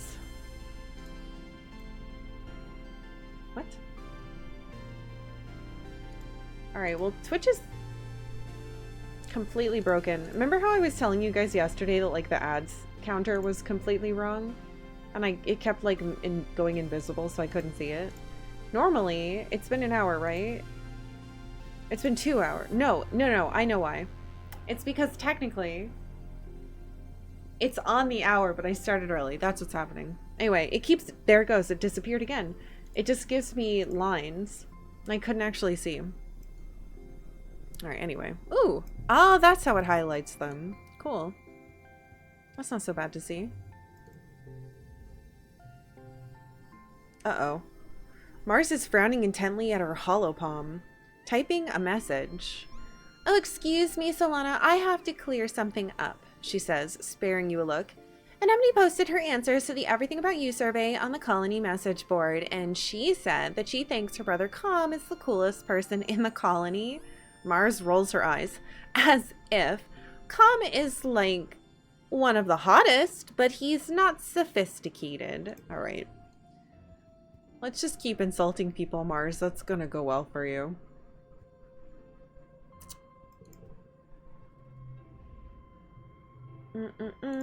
Why does she keep talking to you about puberty, dude?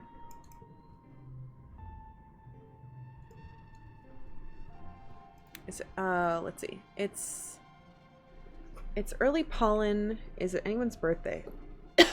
Excuse me.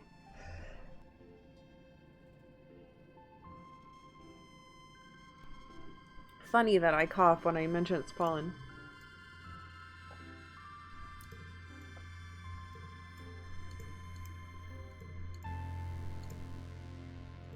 No, I don't know if it's anyone's birthday now.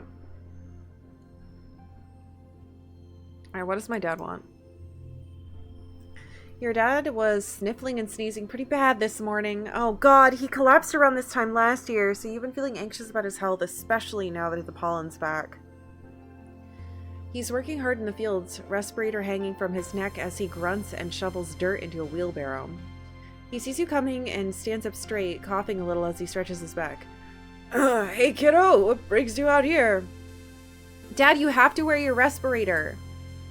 Your dad makes a blah blah blah motion with his hands. No, I do. Don't look at me like that. I'm just getting some fresh air. It's hard to breathe with that thing on. I'm racing to get all these pixie beans in the ground, he continues. We're all set to have a great harvest in time for Tomnalia.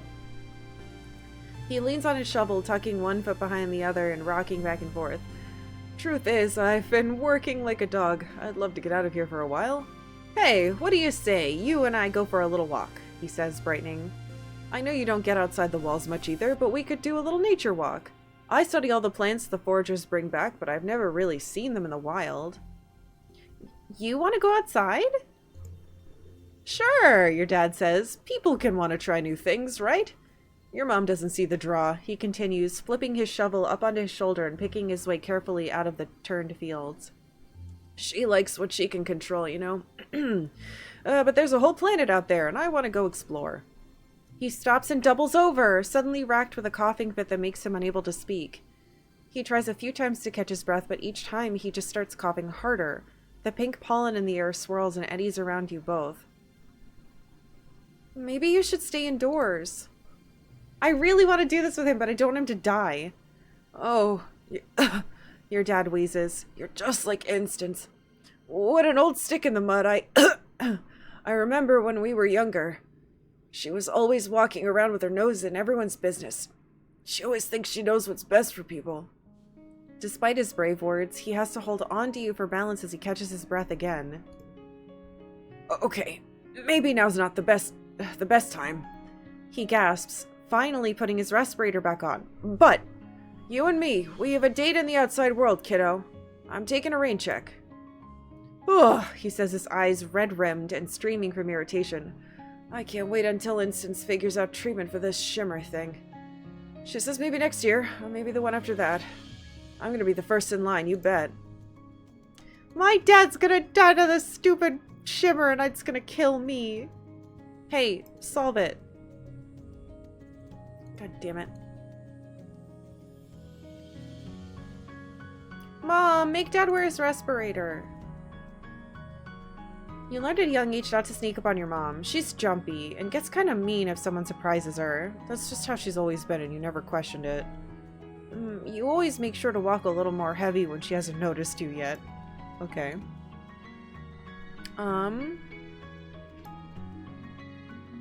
Let's work on our empathy. Because we don't have the bonus to worry about anymore. Let's write down Dad sick from shimmer again. Alright. We're gonna study some humanities. Wait a minute. That's not empathy. How do I get empathy? What the heck?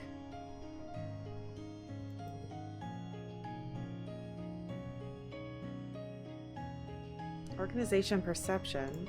We're so close to getting the next step in animals too. Actually, I might even have to go do that. But I was hoping biology might be important too. Hold on, let me check this. Oh hey. Have you ever heard the stories about changelings? Dees muses scrolling through a book of mythology on his holopalm. Old Earth humans used to think that fairies would steal human babies and replace them with their own. He scratches his cheek. Do you think that happened with me and Tang? I think that would explain a lot. Sometimes it feels like I'm not even really human. Oh, kiddo, I'm sorry you feel that way.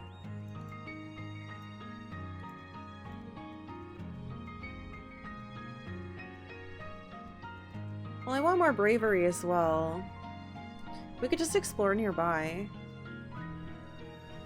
But I want to do this too. Gosh darn it. Fuck it. We're gonna survey the plains. That's not what I planned to do.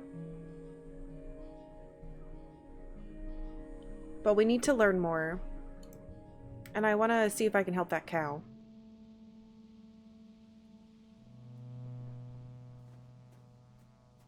Hey, hey. Happy Saturday.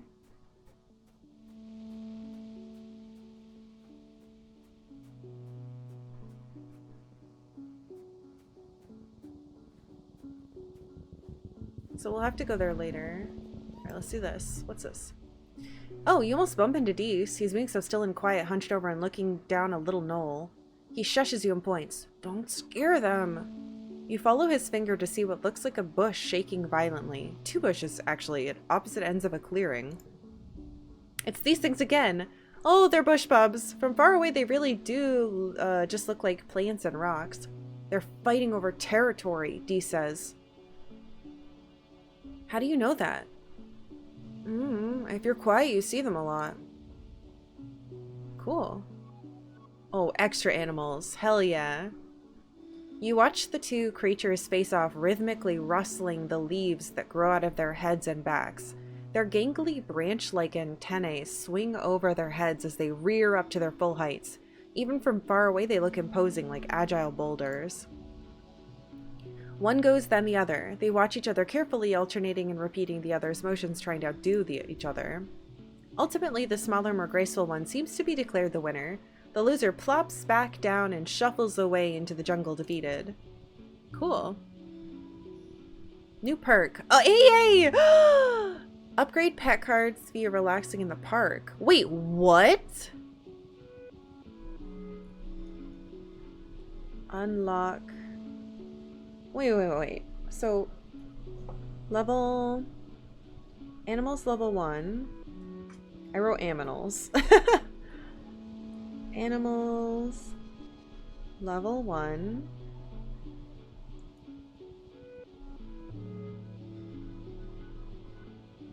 Upgrade pet cards via relax in park.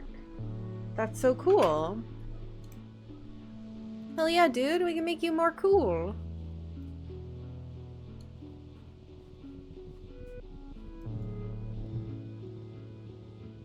I haven't saved in a while.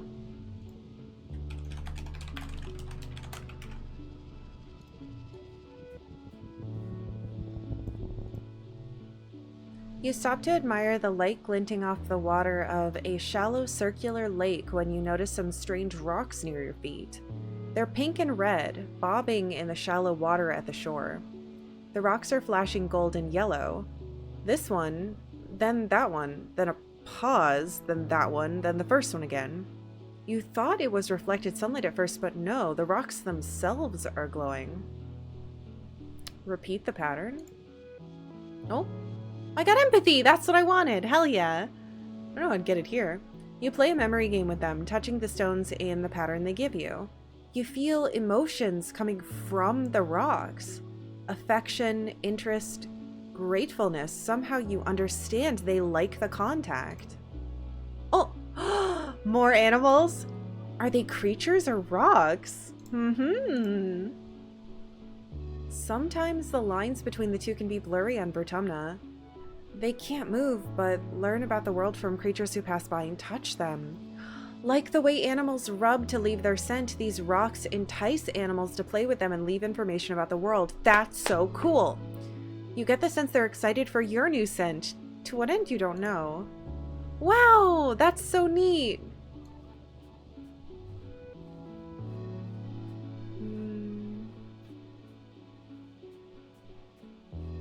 Hey, Deesa's over there! And he's a thing!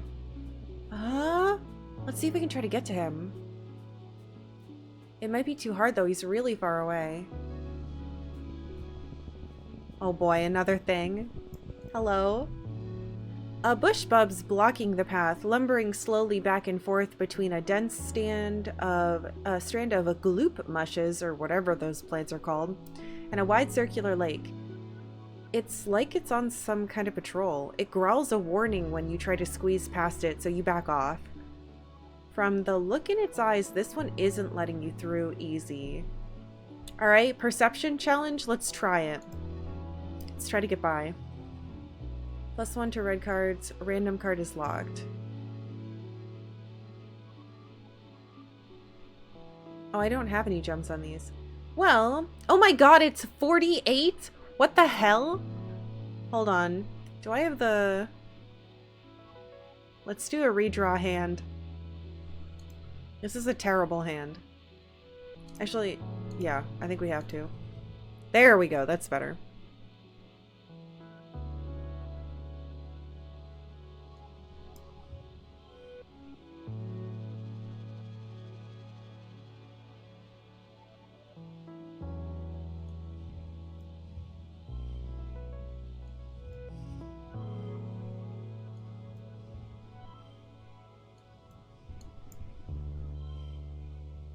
$22.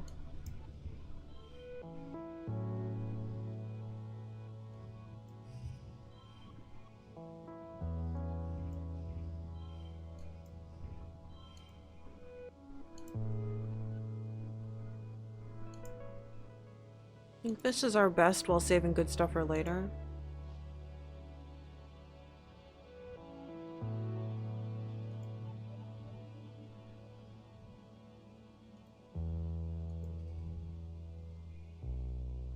I can do this.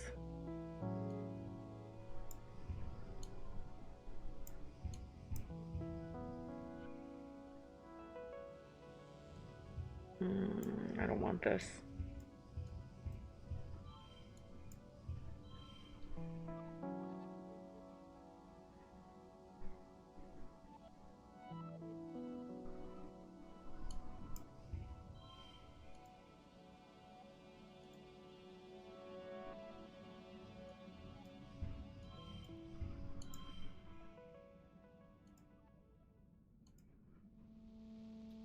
Yeah, that one's in the Discord only.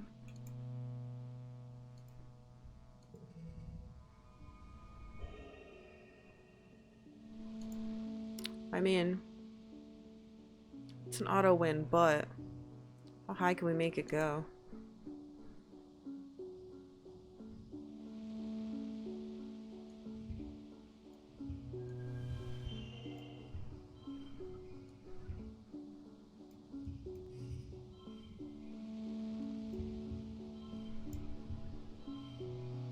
I got fucking 40 on one turn.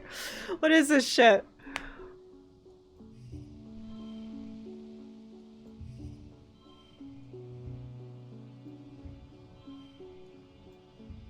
$42.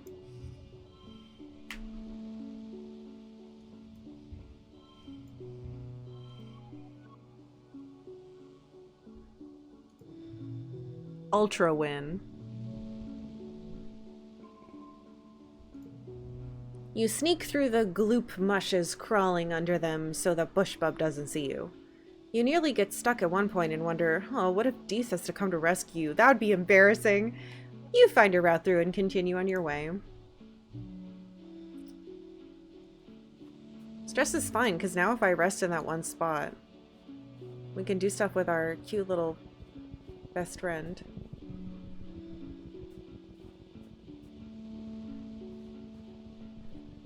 I want to get to where Dees is. Is that an item? No. Alright, what's this? Oh, immediately animals. Wow, this is a beautiful art. You stop to watch a herd of shaggy purple-furred animals slowly meander down a slope. You've never seen them before. Ooh. Study them. 48? Jeez. 1, 2. This is terrible.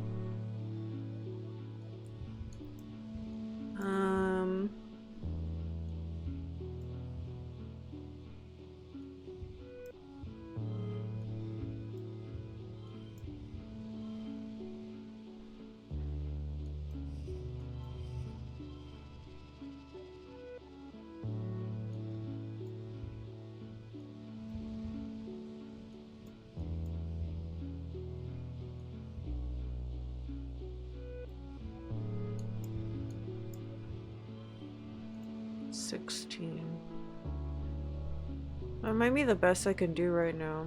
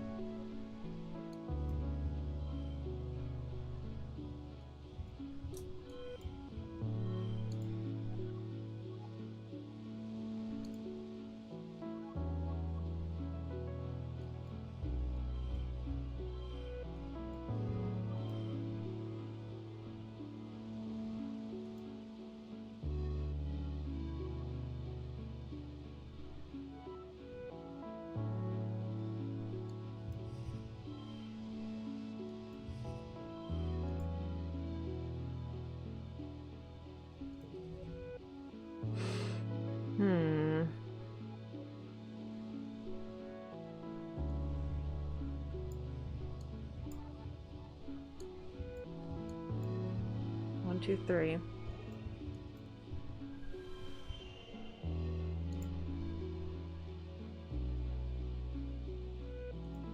Alright.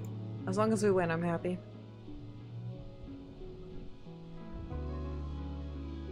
Stupid card.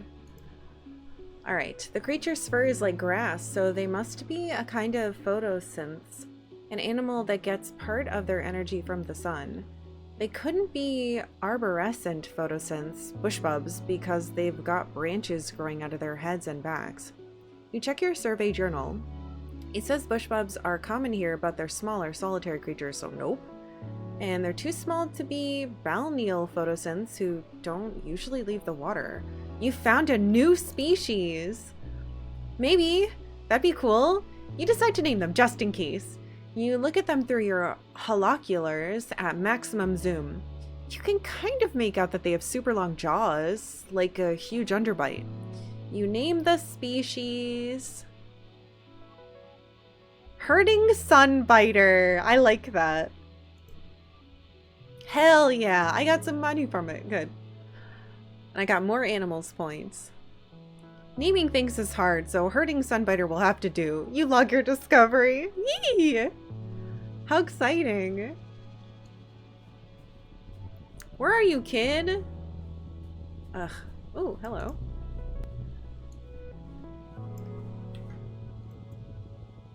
Alright, things are going okay.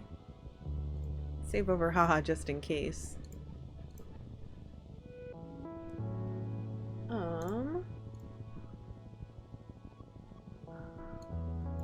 Looks like it's actually break time. Squeak. I'm going to take a quick break. Because my foot is asleep, and if I don't walk around, it'll stay asleep. It might be time to switch this out. Yeah, our animals is high enough.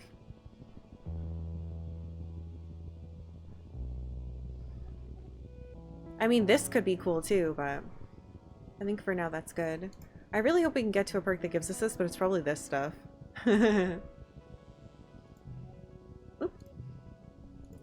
Alright, I will be right back.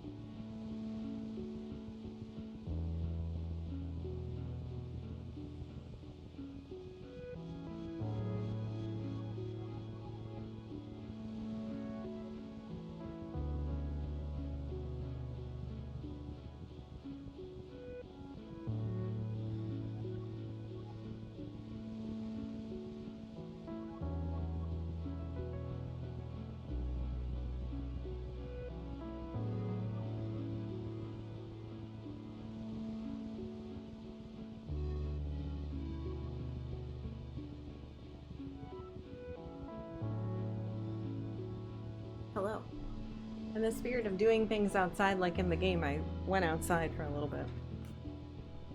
It's not that bad. I don't think any of my friends would agree, considering it's 94 degrees, but I honestly don't think it's that bad. Maybe I'm insane. Alright. I'm gonna do a little bit more. What's this? Spark snow is driving down and visibility is poor. You can barely see your hand in front of your face. We have good perception. Let's do it. 48 again? What the heck?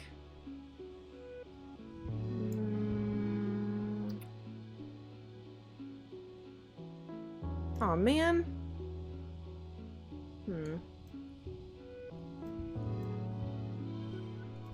This is quite a bad, start.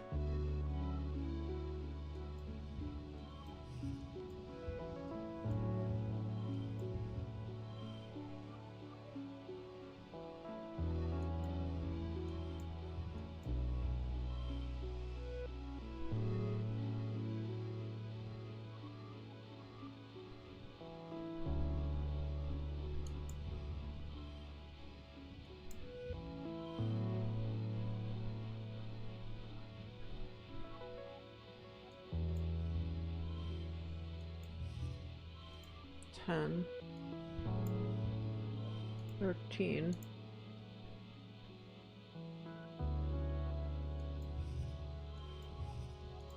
I think that's as good as it's gonna get for this round. Oh, it's really brutal.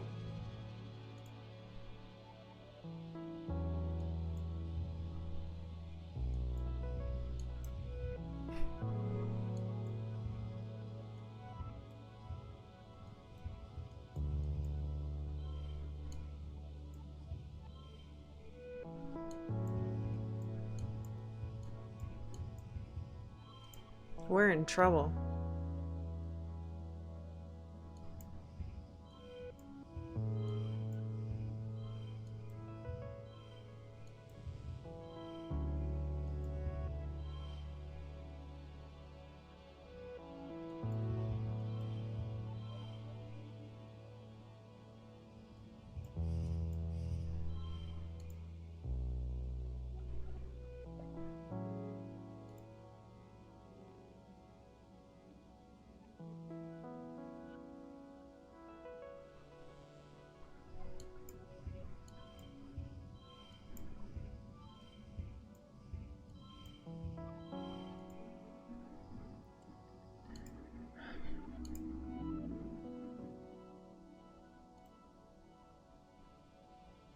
I think that's as good as I can get it.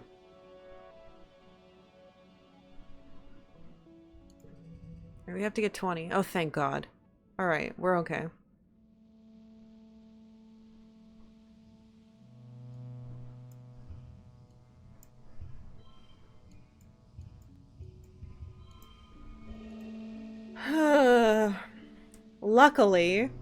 Luckily, I didn't play the red card that would matter. Our perception's insane now.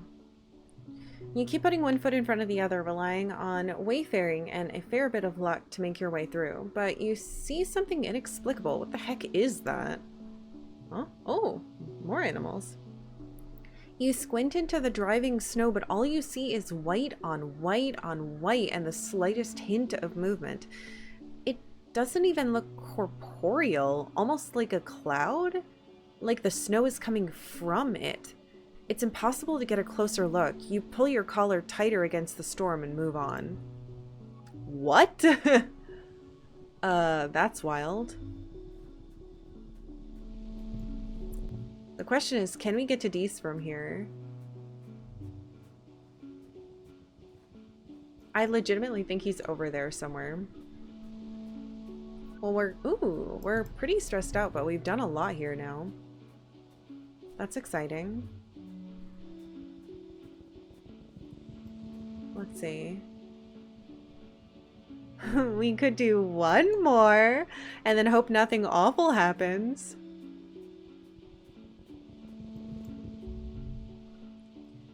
Oh gosh. One of your jobs as a surveyor is to document the flora and fauna through photographs. You've spotted a small animal in the crook of a tree. It's so perfectly camouflaged you can only really see it when it breathes. You've got a camera built into your holopalm, but it's not equipped to capture difficult shots like this. You'll need to put in the work.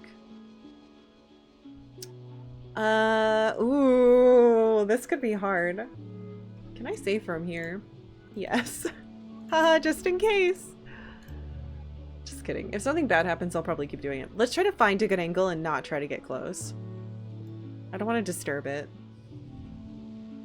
Why is that locked there? That's the worst thing you could have locked there.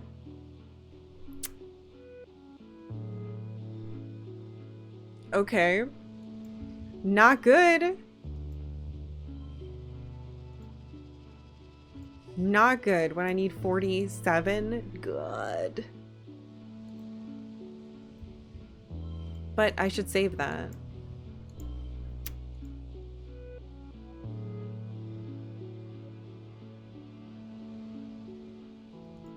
Let's just try. I can always reset like a scum. This is wretched. This is terrible. Why would they put this here?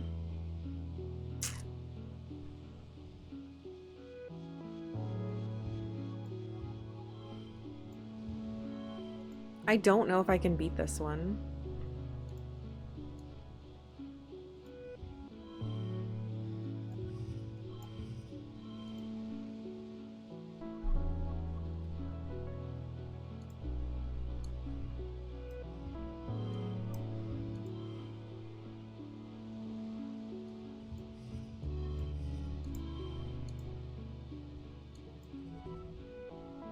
We need 19. With this stupid thing in the middle. I'd really like these to help me. Oh my god. I can do it! I can't believe I can do it. I want these bonuses.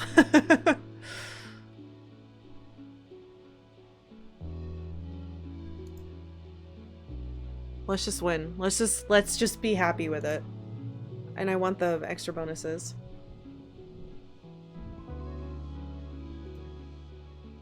Hell yeah.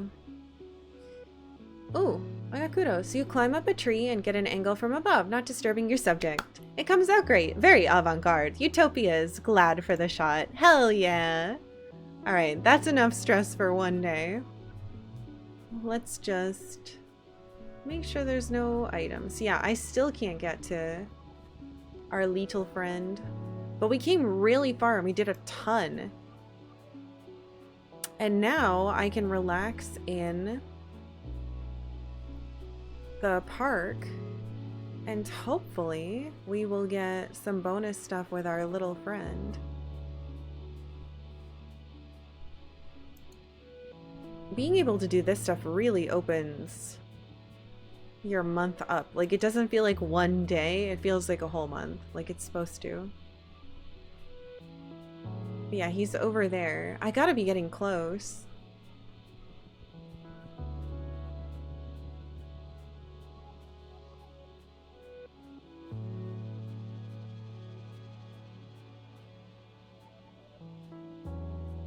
It's really pretty in this area.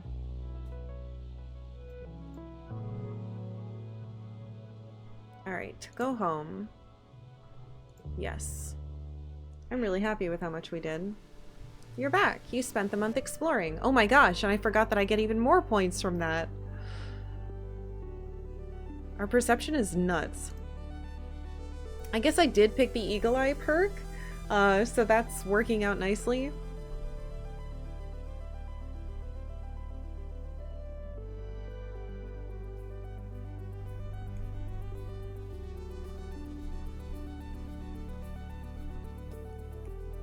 Alright, mid pollen.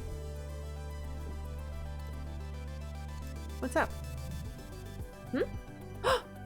You slip through the colony gates, feeling the breeze from the mushroom forest ruffle your hair. You look around for Deese, but he's nowhere to be seen. Maybe he went to class today? Probably not. Deese's secret. +2 if the first... Oh, and the first or last pain. As you're about to return to the colony, you hear what sounds like crying coming from one of the expedition vehicles. You'll pull back the tarp that keeps it from being blanketed with fungal spores and find Dees curled up in the cabin. He wipes his eyes and turns away. He mutters, go away, he mutters. I'm not gonna do that. Are you okay? I'm fine, just leave me alone. This is a great hiding place. Coming in! You pull back the tarp and slide into the cabin of the vehicle. Dees continues to cry, but softer now, as if he's trying to stop but can't quite manage it. His lower lip trembles.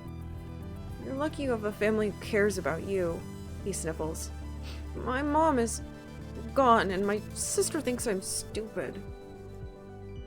Dees is quiet for a long time, almost long enough that you begin to consider actually leaving him alone. Just before you do, though, he speaks. I'm never gonna go back to class, he says.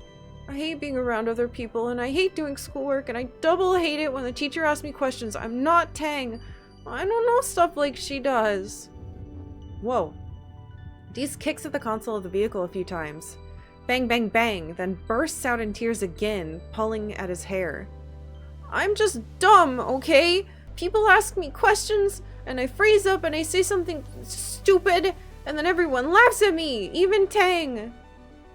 Tang laughs the hardest, Dee sobs. She's embarrassed by me, I know she is. Today she told me people would like me more if I stopped being so sensitive and immature. We need folks who use their hearts, too. He hated it! Dees turns away from you. See, even you think I don't use my brain. He sniffles. Everyone always thinks Tang's better than me. Dees wraps his arms around his legs and hides his face in his knees. I hate her, he mumbles. Everyone thinks she's so smart, but she's just a big meanie. I hate everyone here. I hate being here. I just want to be left alone. Fuck. I'm sorry, dude. I don't want to be like everyone else, Dee says, scowling as he watches people move around the colony. I'm not like everyone else. I'm just different, I can tell. I'm not reloading. The game is about choice. That's the choice I made.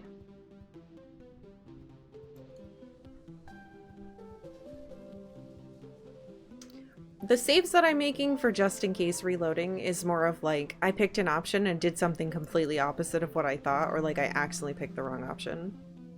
That's what it's for. I can help him with the animals again! Wahoo! Oh wow. Your dad is helping two bristle slugs who have gotten tangled on each other while, well, maybe they were wrestling. Your dad doesn't want to go into the details. He hefts up the larger one and you carefully pull apart their bristling spikes, being careful not to get jabbed yourself. 10 minutes later, they're back at it again. Your dad shrugs. The heart wants what it wants, I guess.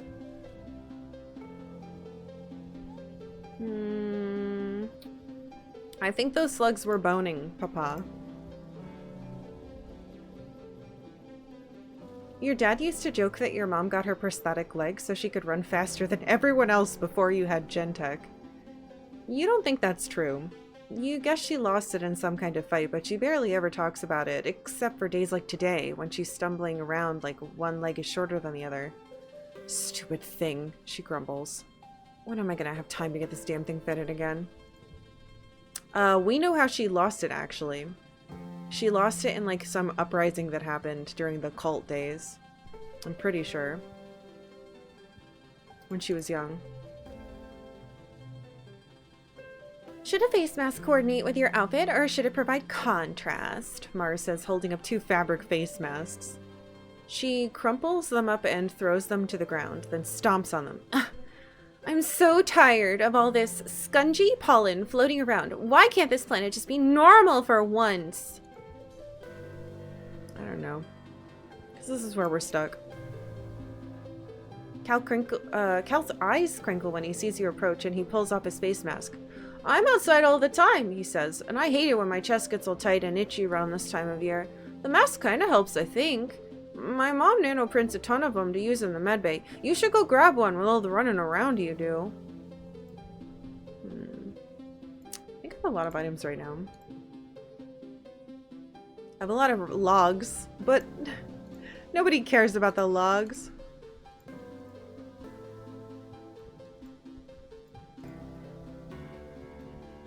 This is mid-pollen. It could be someone's birthday, I don't know. Squeak. Tang is wearing a face mask and a full face shield. Greetings, human, she says, raising her hand like the holovids of little gray aliens. It's hard to tell if she's being ironic. Chief Engineer instanced nanoprinted personal protective equipment for all the lab assistants, Tang says, gesturing to her full body smock. If we contaminate the samples with pollen, we'll lose a year of work. I think I got more flowers. I did. Do I know when your birthday is? I don't. Here, have this.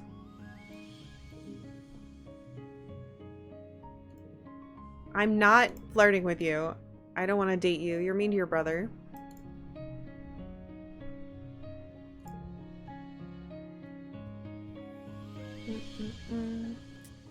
Alright, so let's try this new thing. Relax in the park. It said that if I relax in the park, I can upgrade my pet card.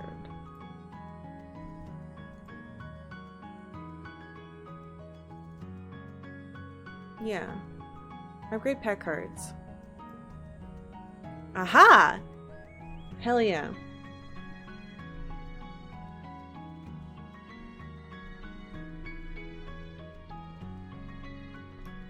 Alright, I gotta write down the thing about Dees though. Dees upset. Thinks everyone thinks he is stupid.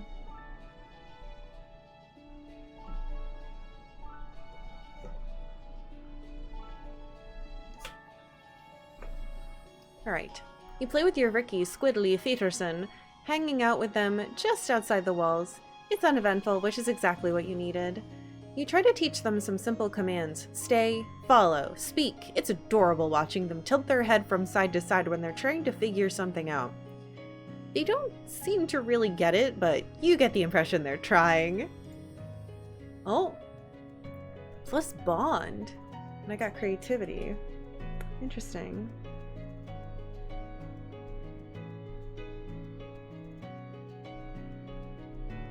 You quickly realize the Ricky must be named after the sound they make when they're happy, a whirring, clicking noise.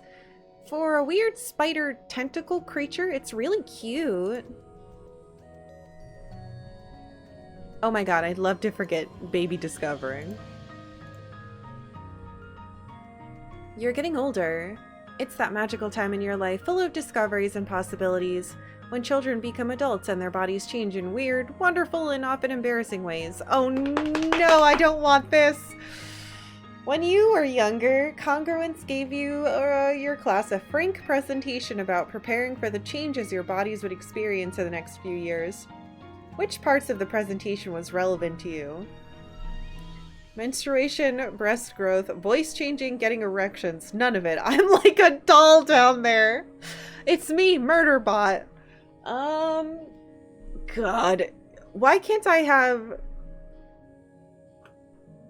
Can I have this one but not this one? This isn't worth it.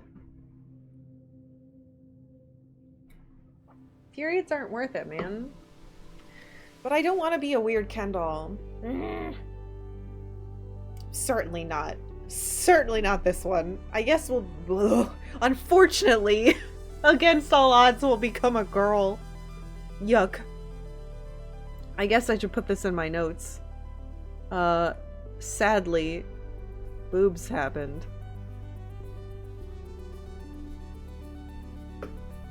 You and your friends giggled your way through Congruence's presentation and left with a new appreciation for the wonders of the human body.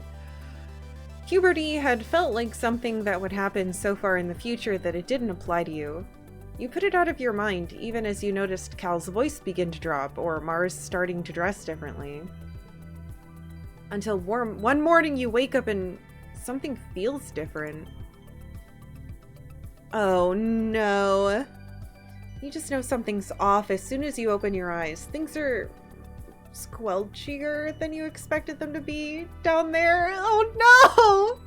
You just want to close your eyes again. You remember congruence sexual education classes and you're really not ready for their real-world practical applications. If you just go back to sleep, it'll go away, right? You finally sigh and muster up the courage to look under your blankets. Yep, your period started.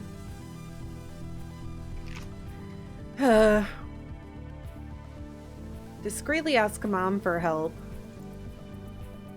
You pull back your privacy curtain and gesture for your mom to come over. When she sees the problem, her eyes go wide and she gives you a big hug. What? My little girl is growing up, she exclaims, and you feel your face grow hot with embarrassment. Your dad is right there! She puts her hands on your shoulders. I'm so happy for you, kiddo. I know you're probably grossed out, but getting your period is important. Sometimes we need a bit of mess in our lives to remind us that we're real. My friends are all dying all the time! I think I know that part. That we're part of this world. It reminds us that we have the ability to make life and responsibility to take care of that life. I have a pet. I'm good. Getting your period is a beautiful thing. Ugh. Got my period. Sad face. You can't think of anything worse. Thankfully, soon you can get a blocker to keep from having to go through this every month. What? How do I get one of those? Your mom hugs you again and keeps talking about how she's proud of you. It's super embarrassing and you can't help but shove her away and retreat to your bunk to stew about it. No! I don't want status hormones! Oh god. Rebellion increases are tripled? Yeah, that's fair. That's very funny though.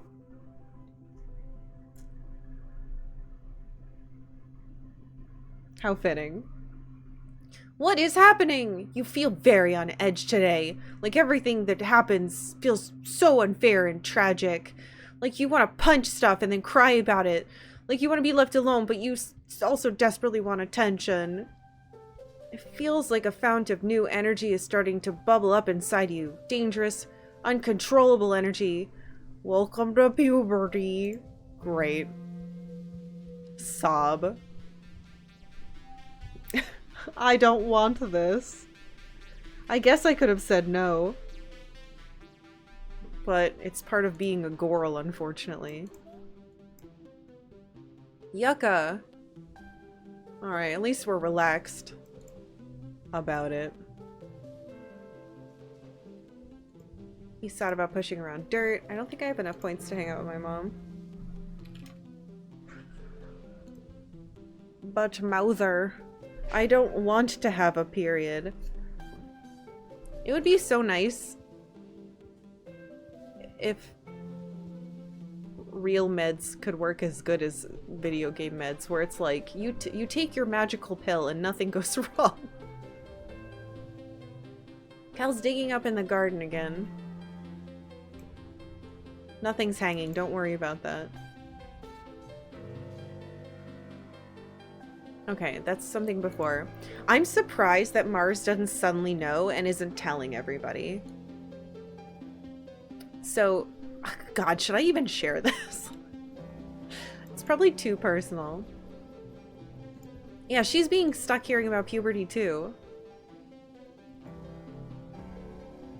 Oh, hey honey. Unfortunately, dear, I just hit puberty. But yes, I have a, this is my pet. They have a completely normal name. It's Squiddly Feederson. Don't worry about it.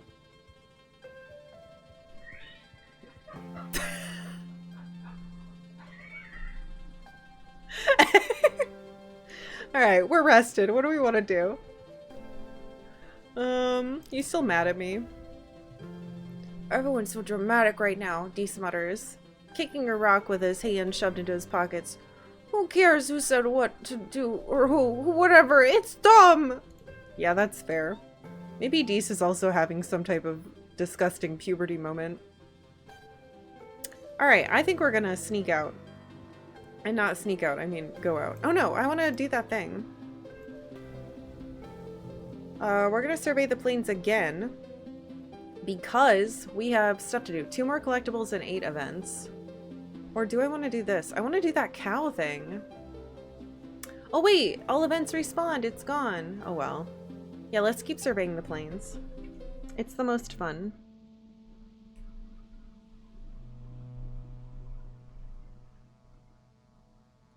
Come, my child. Into the woods.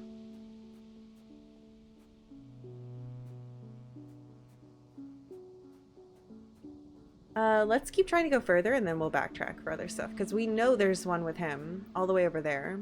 So he's probably going to hate me. Oh, there's one of the items. Alright, so once we go up there, there's a log to the south.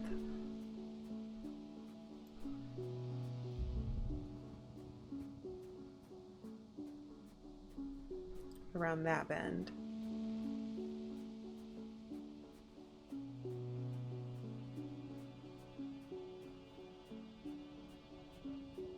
Alright, so we have to pass this.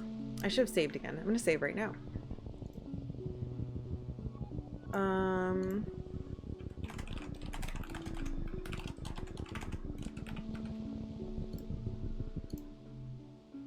Drifts of spark snow make this area hard to pass through. Your feet keep sinking into it, and you have to get to work to get them free with every step.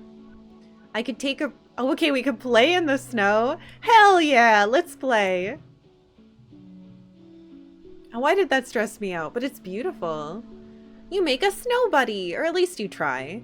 The tiny blue crystals don't pack together very well, and the stuff quickly melts just from the heat of your body. The acidic snow gives you a hot, scratchy rash between your fingers. Oh, you probably should have worn gloves. Oh well. Oh, hey, creativity, good. You appraise your lumpy snow buddy. It looks a little sad. Maybe it just needs some accessories. With some twigs and grass and a weird kind of jelly you find seeping out of the ground, you give your buddy antlers and fur. Oh, it looks kind of like a snow bush bub.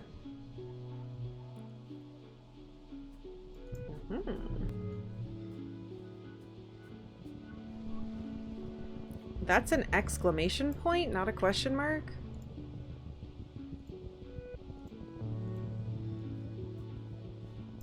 Alright. You spy a creature that kind of reminds you of Cal's illicit pet socks. A dilly pillar, maybe? Wait, that's great! We need to know about it so we can help him. Except it's huge. Really, really long? Like, as long as the stratospheric? Enormous. Could it be the same? You aren't totally sure. You watch it using your holoculars. So far in the distance, it looks like a train crawling along one of the great cliffs along the wrestling ridges to the west. It crawls down the cliff face toward the Great Plains not far from you. Okay, our only option is to stay back and watch from afar. Oh, hell yeah. It sniffs around to the base of the cliff for a long time. The cliff is made of sparkling iridescent rock, almost the same shimmer as the dilly pillar scales. Pretty! The dilly pillar starts to eat something. You can't quite see what from so far away. It seems to be eating something that grows in the rocks. It grazes for nearly an hour, then crawls back up the cliff face and disappears heading west. Darn! You take diligent survey notes, but you have another motive. Whatever this creature was eating, maybe Socks needs it too. After it leaves, you investigate the base of the cliff where it had been. There are some scrubby grasses growing there that seem pretty common. You grab a few handfuls of these, and a flower you've never seen before, orange and kind of lumpy. You uproot a few of these as well to bring back to Socks. Better bring these to Cal. Yes! Oh my gosh, that's fantastic. So, found possible food source for Socks.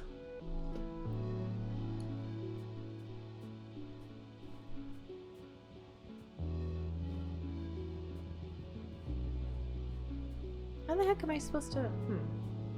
Another one of you, huh? You spot some familiar looking fruit. Hey, you've seen this bush before. That's no rock underneath. It's all part of one creature, an arborescent photosynth, a bush bub. I keep thinking like... I sound like Wolverine. It pays you no attention, continuing to blend in with the rest of its surroundings like a boulder. Let's pick the fruit and see what happens. You're not letting it get away with being delicious.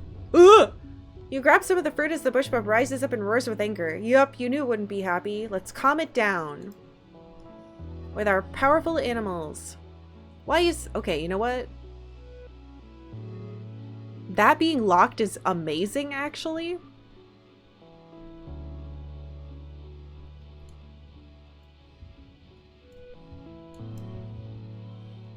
My goal is 47. I don't know if I should use these then.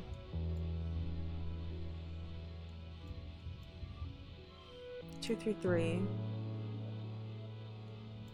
I could do that.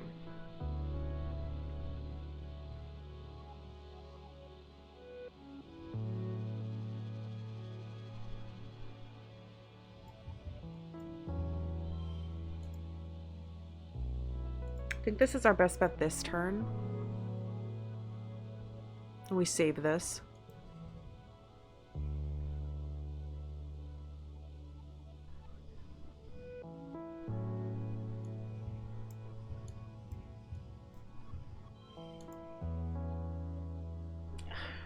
It's a shame it's locked here. If it was locked over here, it'd be great.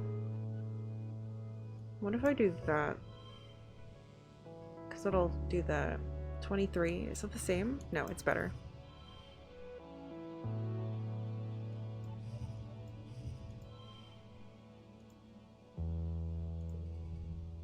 Alright. I think we got it.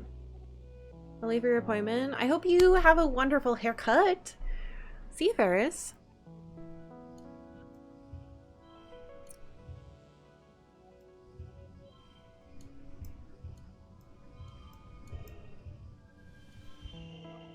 $32. Jesus Christ. I legitimately don't think moving any of these will do anything. Because this one's stuck.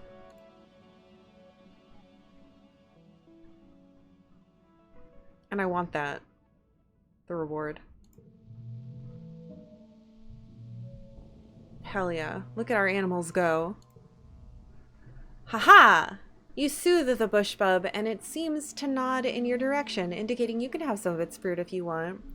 Oh my god, no. Take only a little. Oh no, loyalty! Hey, we got colony food, though. You scramble up and pluck a few fruits from its back. It lumbers off into the forest.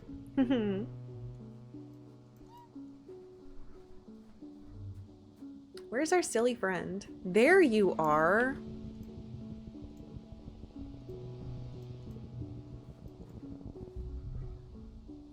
Hey, Solana. Dees greets you cautiously as you pass on the narrow path. Hey, do you want me to show you something? Dees almost never makes overtures of friendship. Whatever it is, it must be pretty cool. Yes, you always find the coolest stuff. You follow him for nearly half an hour. A couple times he stops to listen for something, then continues onward, tromping through the fields of broad-topped mush trees and swaying antler ferns. After a while, you start to wonder if he's just lost. You're about to say something about it when he holds his hand up for silence and directs you to crawl under a huge mushroom. On the other side, you have a view down to one of the perfectly round ponds.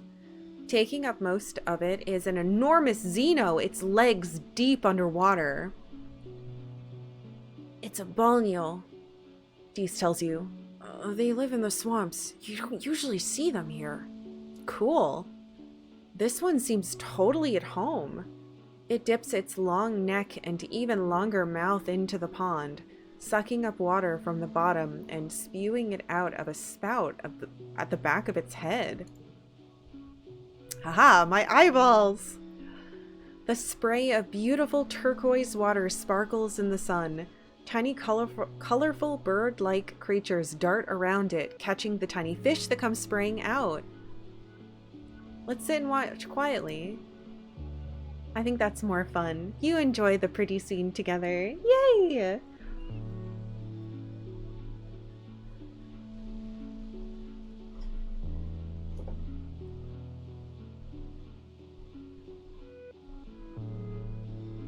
Don't want to interrupt it. Why is that third option there? I guess you could do this and be just like a wretched, horrible kid that kills everything. Probably in the name of, I don't know, protecting the colony or whatnot. Oh, there's... Oh, I don't know about that. 65. I suppose it might not be that bad, but it's something. I think it said that there's some type of boss encounter in this.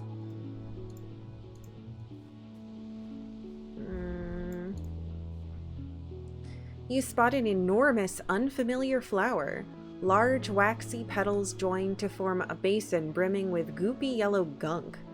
The entire thing has a I thought it said stinky, sticky melting look. The awful smell of the juice permeates the area. It's like something died in there.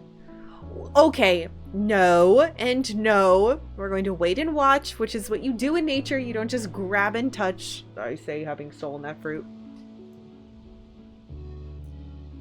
Hell yeah. One of the nearby bushes starts rustling. Oh, another bush bub. It approaches the plant and dips an arm into it, bringing it to its face and licking it. Then it sticks its head right in there and drinks. You try not to gag. Blah! After some long, deep gulps, the bush bub wanders away, looking slightly tipsy. Let's touch it. Ow. You tentatively slip your hand in a little ways and feel it around. Suddenly, the plant contracts and sucks your arm into the elbow.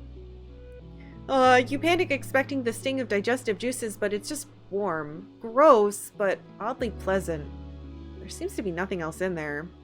You plant your feet on either side of the flower and pull your arm out with a mighty slurp. Your hand smells awful, but it feels all tingly and kind of stronger? I'm sorry, what? Ugh! All your noise attracts a nearby bush bub. It comes scurrying out of the bush, growling and cackling at you.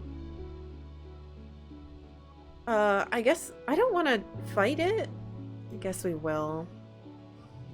Defending ourselves, I guess, is fine.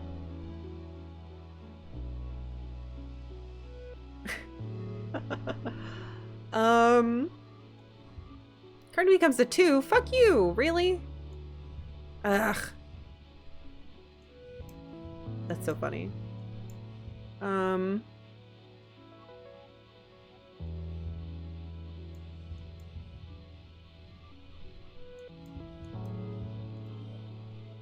It still feels terrible.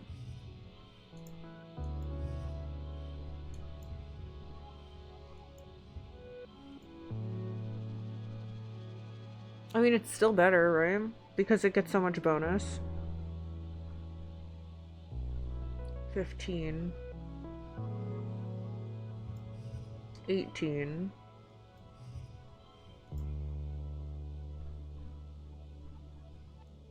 But this will be the most here. Worth the most here, rather.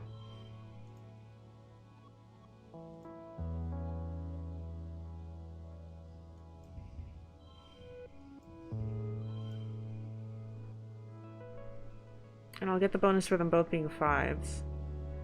Yeah, that won't be worth as much anywhere else. Is it worth losing 3 points for this to be used later? I think it is.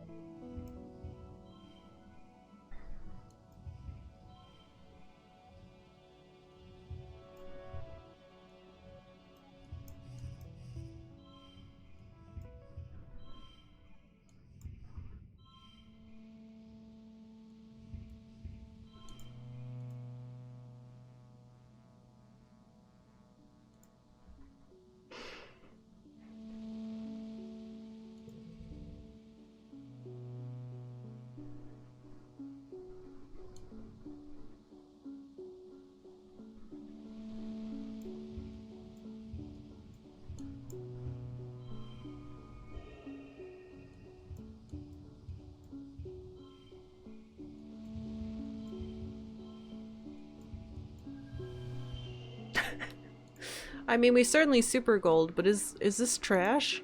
I guess not. More animal points. Remember when I was like, we're not going to get enough animal points to do anything? I was wrong. The funny creature rears up and stomps the ground intimidatingly, but by reading its body language you realize it's just trying to move you away from the big flower. You back away slowly, talking softly to it. Good, Bush Bub. You can keep your gross stink flower. It's all yours, buddy. We can keep exploring. Oh wow, this would have forced us to go home. Hey, look! You've reached the end of this area. Oh, cool. Let's go home. Wahoo!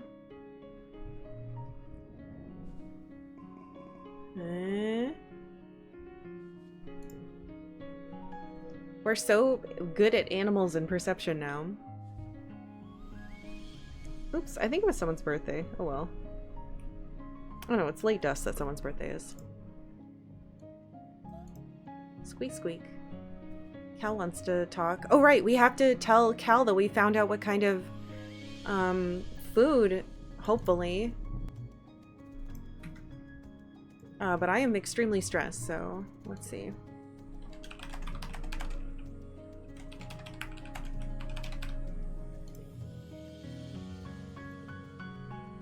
You find Cal and excitedly drag him to the barn where he keeps his pet dilly pillar.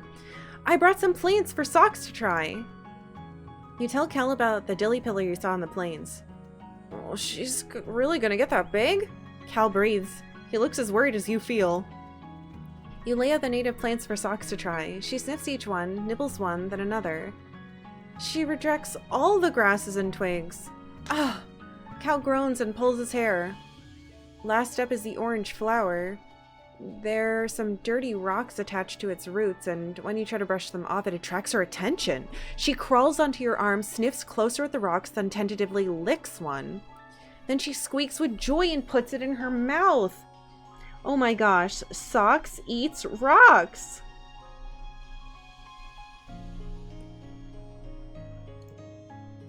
No, Socks, that's not food! Cal exclaims, then you hear her grinding away at it with her teeth.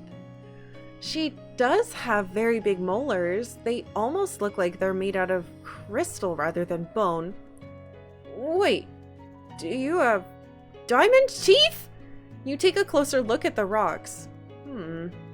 They seem to be the same iridescent mineral as the cliff. You give it a lick, but it doesn't taste like anything. You both shrug. This is the happiest Cal has seen Socks in weeks. You guess she needed some rocks in her diet. Yay! Oh my god, that's so exciting.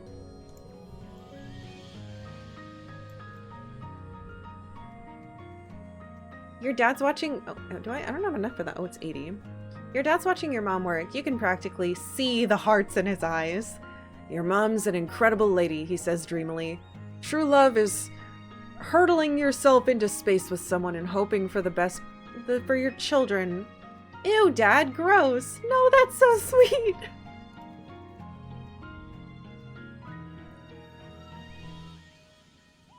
You're staying hydrated, right? Your mom asks. When it's this hot out, you get dehydrated a lot faster than you think. If you feel thirsty, you're already behind the curve. She stops what she's doing and mops her forehead. It was pretty hot back on Earth by the time we left. You grew up on a spaceship, but I remember what it was like. Oh, right.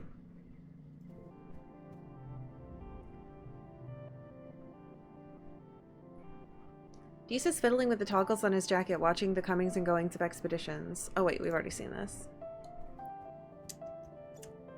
We're definitely going to rest today.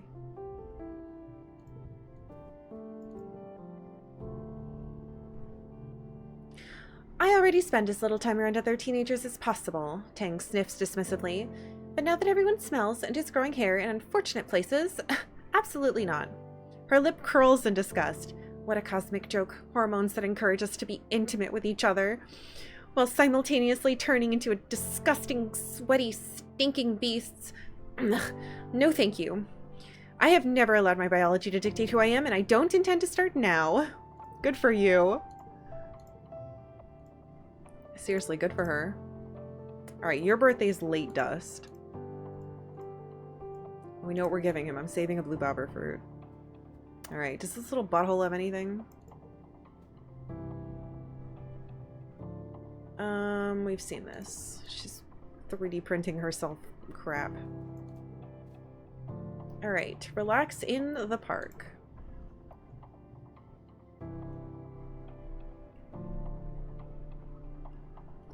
Your mom is tending to her garden as you relax nearby. You're both happy to leave each other alone, but you can hear her muttering to herself as she pulls weeds. Every day, she grumbles. You'd think I was never here at all, with how some of these weeds grow. I thought that bringing only nice plants would mean we wouldn't have to weed as much, but these Vertumnan plants, they're unstoppable.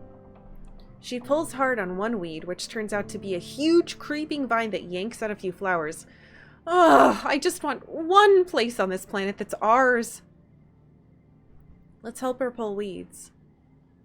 No, I should ask her more about Earth. Maybe that would make her feel better. Oh, persuasion. It was like this place, your mom says, but a lot worse. She sits back on her heels and wipes her face. Hot summers, cold winters, storms, wildfires, smog, radiation. Waiting was the least of our problems, honestly. That's why I wanted this place. Something that could remind us of the Earth that was. Your mom dumps a huge armful of weeds into a wheelbarrow. These go all the way to the edge of the colony, she says wearily. Whatever plant these roots belong to, they're invading my garden. She turns towards the walls and yells, "You stupid pink bastards! Stay out there where you belong!" Good for her. Oh my god, get rid of this fucking cotton candy. I'm sorry. Makes me think of Mars anyway. Even though it's like my friend Tammy's hair. But I don't want it anymore. I don't want it anymore. We have other memories of her. It's Vertumnalia! Oh my god, that happened so fast.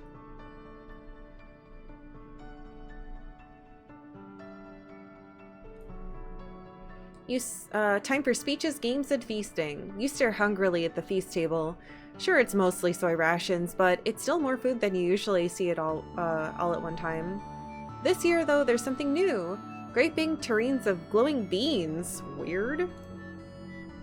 You try to sneak some food before the speeches start, but Chief Engineer Instance catches you and smacks your hand away.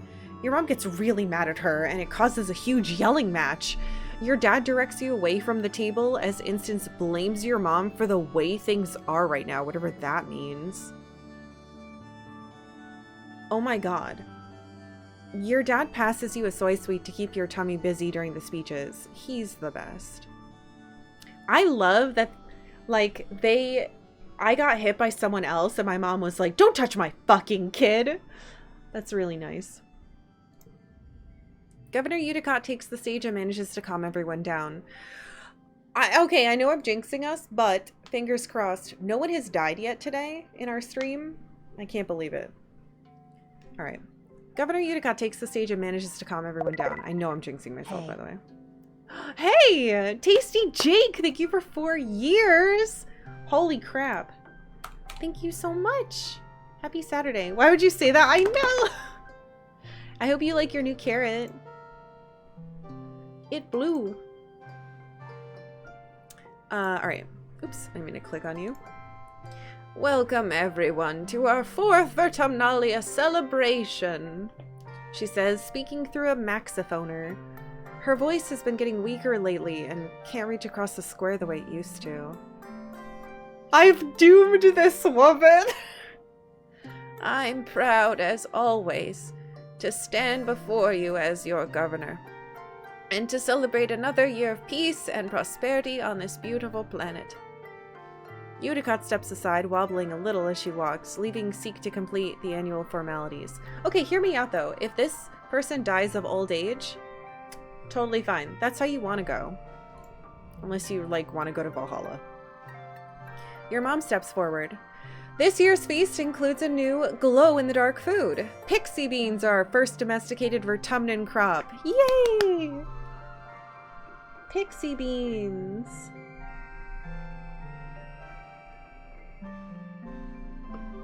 The crowd applauds and your mom raises her hands. Credit goes to Geranium. He insisted we dedicate a third of our fields to them, so you'll also have him to thank for the light show in your toilets tonight. A smattering of laughter ripples through the crowd. Your dad chuckles nervously. Your mom's smile fades.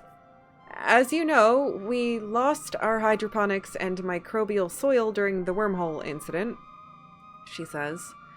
These pixie beans will make up for the losses we faced with our earth crops.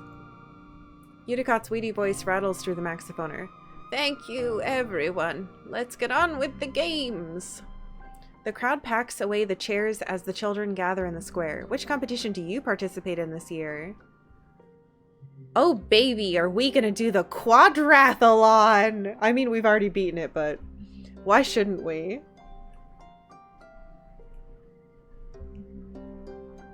Because we're really tough now. Damn it. Maybe I should have watched. I have 0 rebellion now. Com directs your attention to this year's edition. A cloth-covered mountain as tall as 4 adults, studded with mysterious protrusions. He pulls it back to reveal the Tower of Terror, he announces with a flourish. Test your courage with 3 stories of ladder climbs, followed by a death-defying leap of faith onto the poof shroom mats. Oh, yay! You, Nemi, and Cal take in the majesty of the Tower of Terror.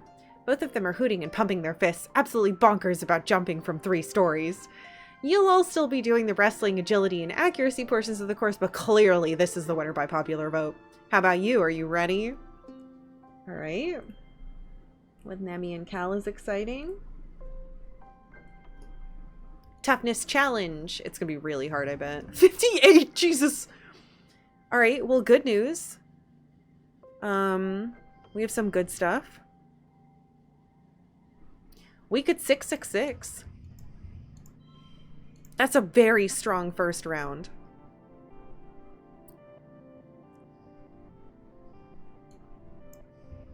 I don't think it gets better than this. They're all equal. We get the bonus for the flush.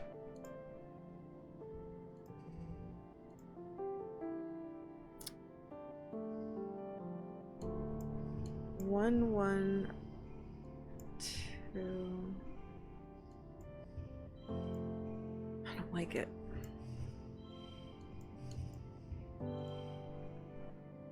I wish we got our gem card.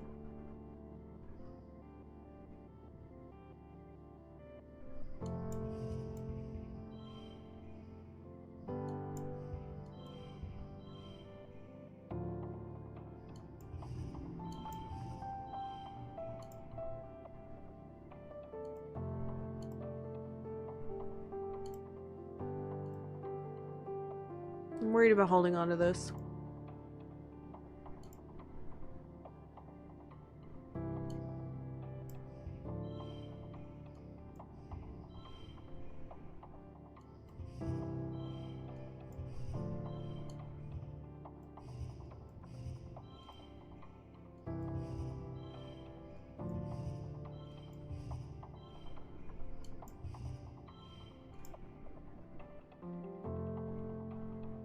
I don't think I can get higher than a 17.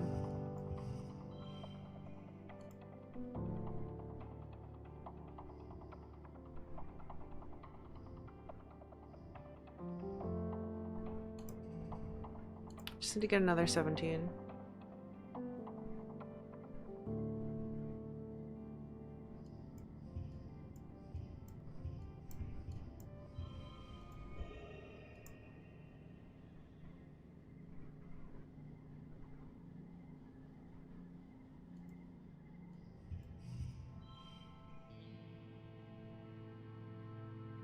I don't want to use this fucking card. It's expensive.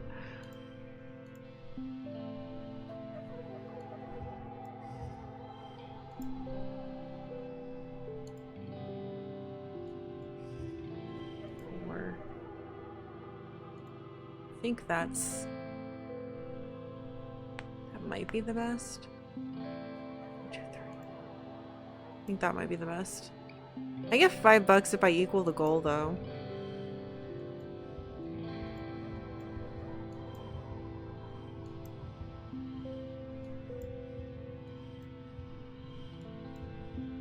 which I could do. And that'll make up for her. Let's do it. I want the kudos.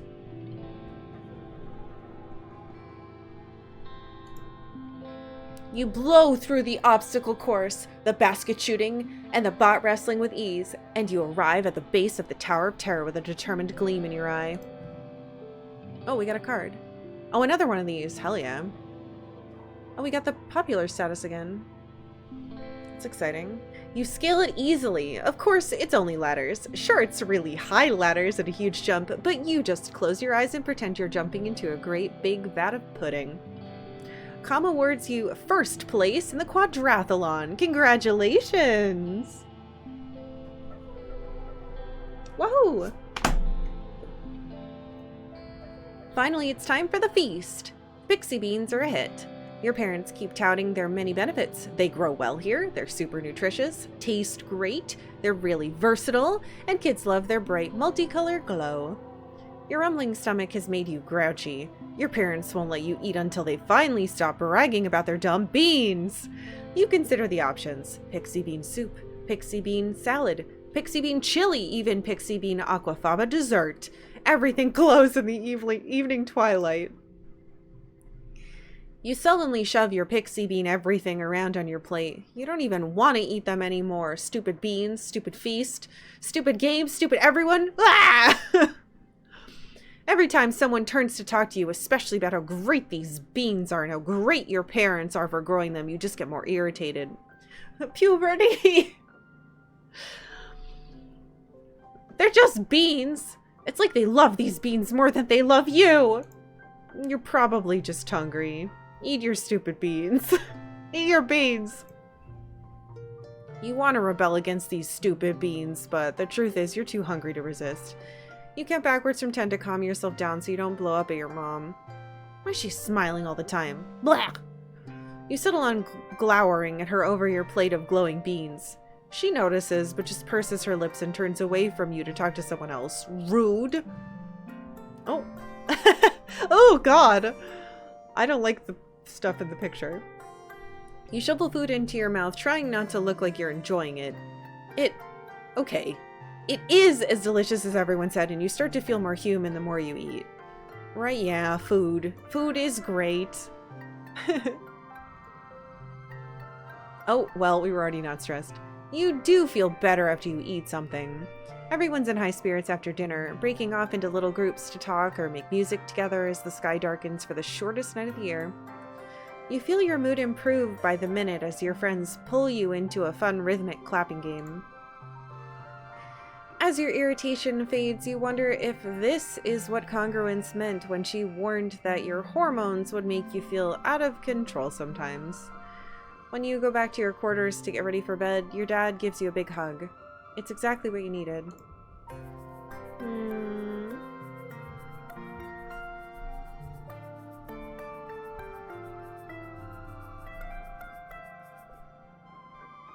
Early dust. No, mid-dust. That was early dust.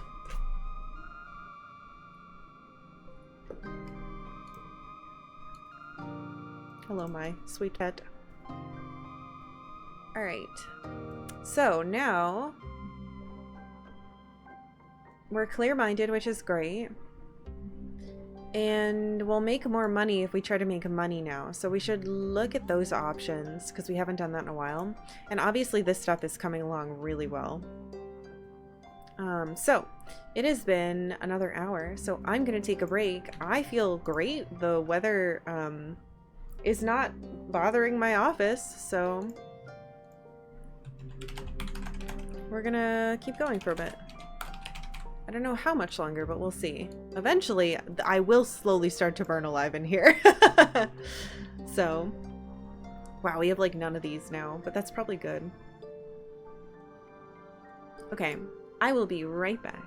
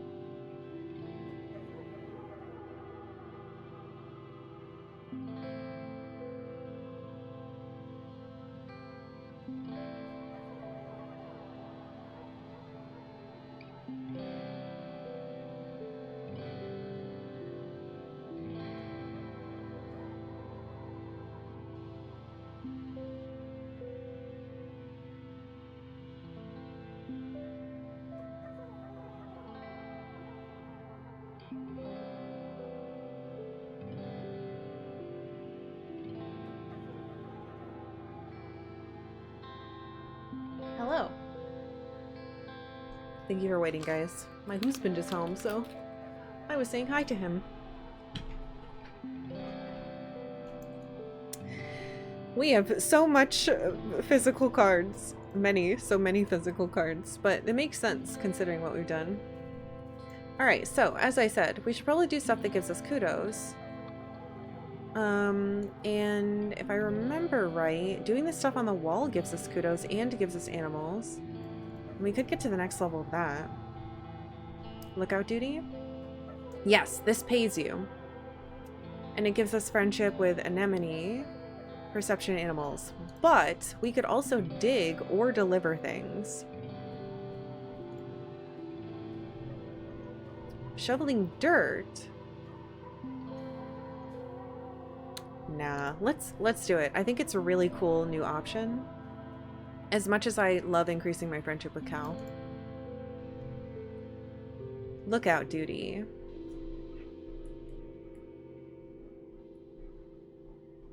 Oh wait, we didn't talk to anyone yet. We'll do that after. Hello. Nemi's munching on a container of cut up pieces of dust melon. My mom's kind of bossy, but she sure makes a great lunch, she says, offering you a piece. Gotta keep up your strength. We already saw that. Do you guys have any fun weekend plans? Rain and I were just trying to figure out what we're going to do tomorrow. I think I'm going to... I think I'm going to buy the Shogun book. Because we both want to read it now that we watched the first season of the show. Surprisingly, I have never read it.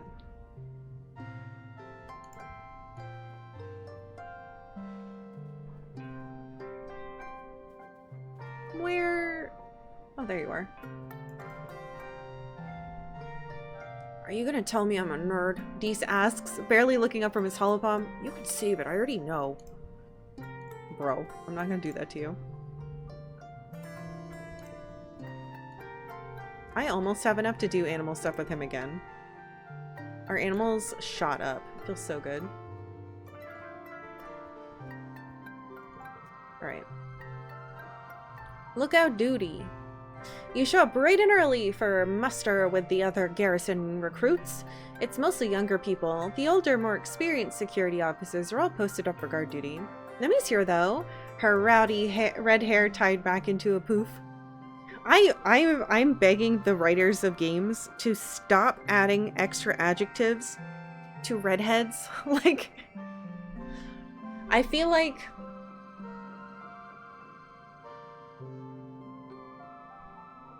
I was reading this book recently too. It's in books, it's in games. Writing for some reason feels like, alright, what character am I talking about? Let's make sure I point out the hair again this time. And it's just like, fuck, could you stop? Like, it's really annoying. I feel like if I were being written about, they wouldn't, like, I wouldn't want someone to focus on my hair every time I was introduced to the screen. Please.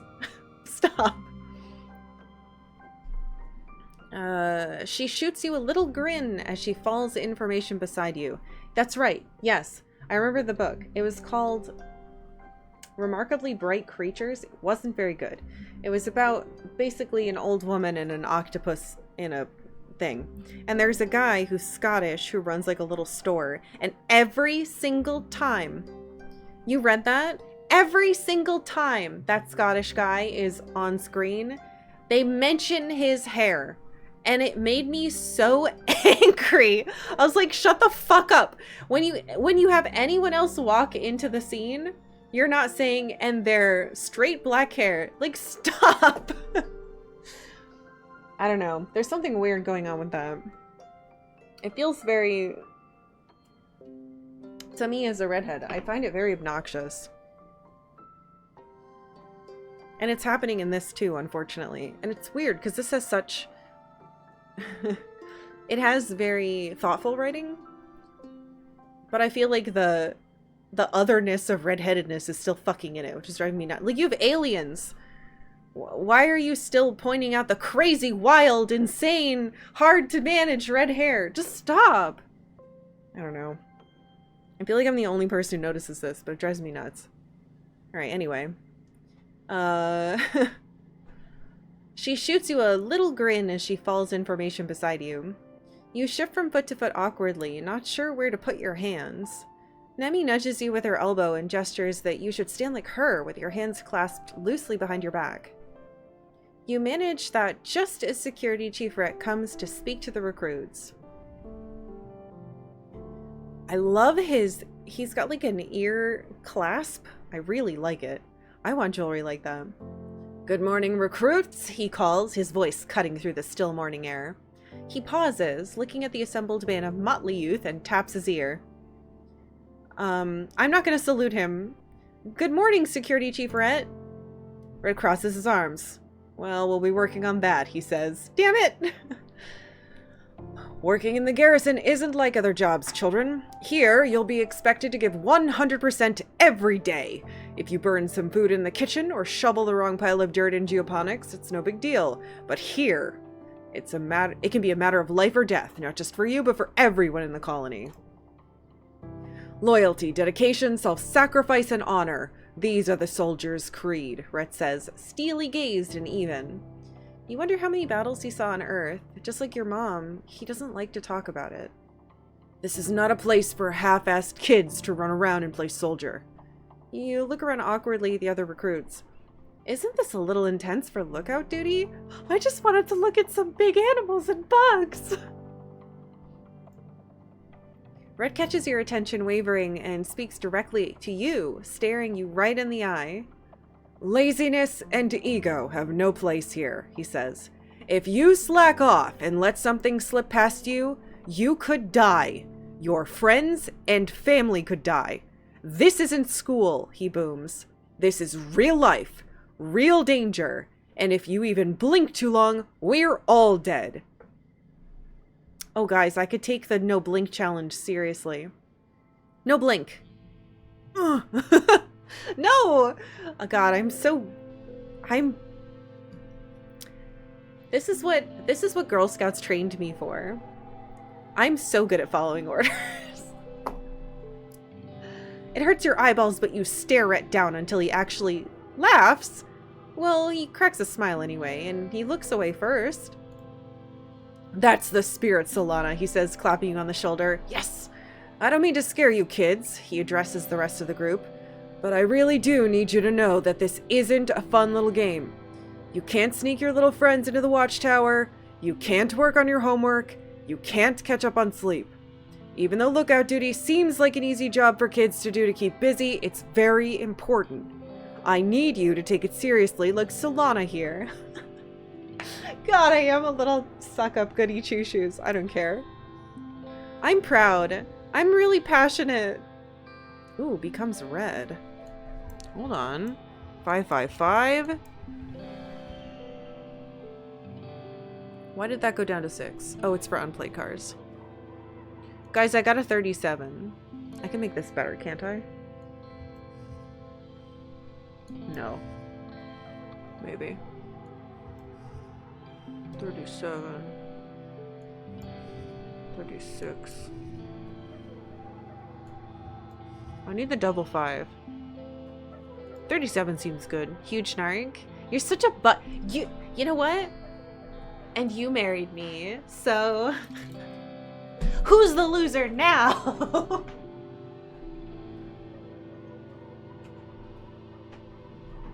He knew what I was. I don't choose who I am. He knew what I was, and he was like, yeah, that's what I want.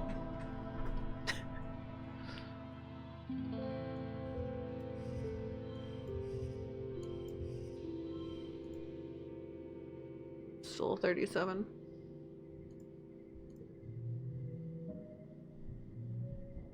Oh yeah, baby. Give me that monies. Man, that's a lot. Oh, we hit the next level of perception and animals. How cool.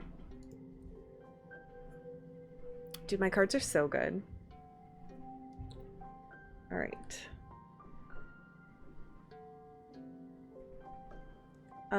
Late Dust is, I think, Cal's birthday. We need to give him the bobber fruit we've been holding on to. All right, new perk. Perception level 2.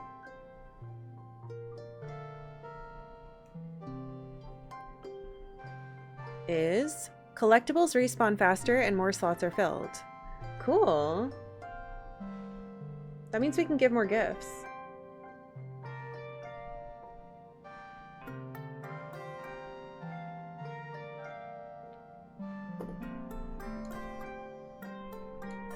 Well, the other thing.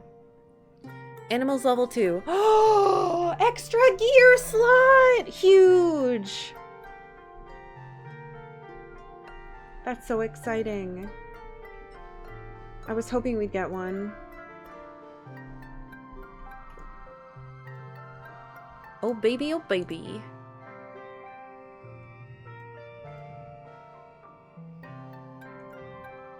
Do I want that or do I want this?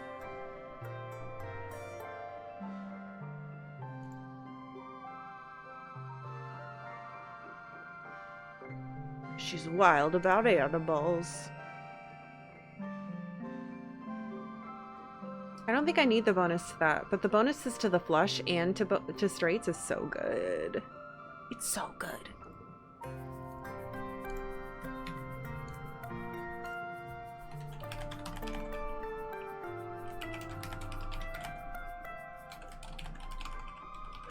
Gotta add that part in. You walk over to Nemi just as she's pouring a canteen of water over her head.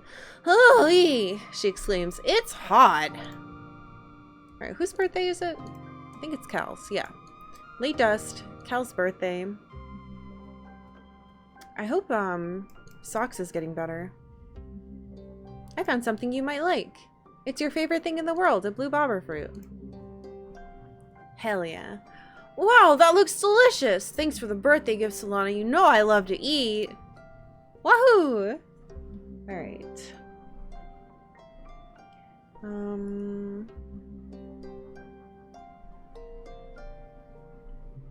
Bobber fruit. Gave us +4. Wahoo! Got anything new? No. What do you guys want? I've seen this before. We can't help with the animals yet.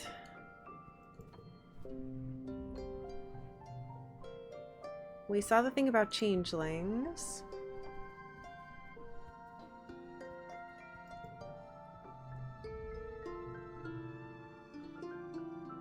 We saw this.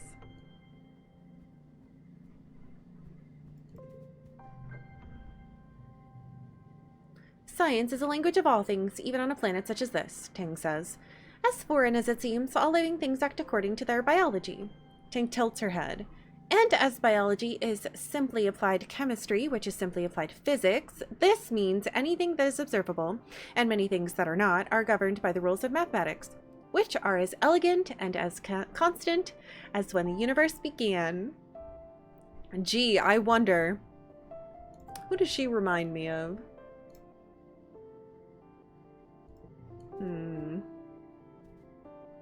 Alright. We have, like, no stress. I think we should go into Yon Woods. Then again, we're doing great on this, but we need more of this stuff. Let's see what's left.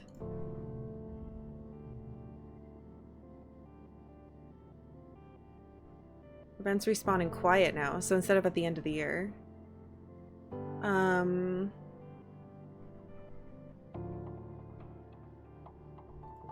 I think I want to... The bravery is nice. I'd really like to get to a bravery thing.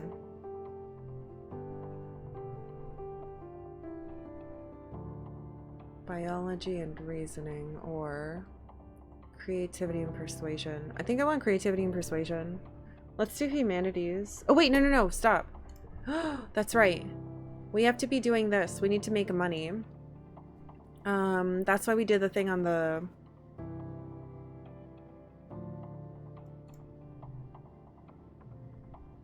lookout duty, because we want the kudos. This is the best opportunity to get money.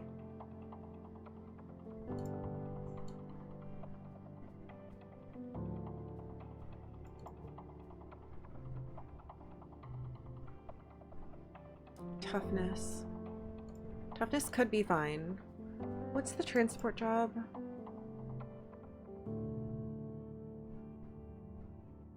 Organization and perception.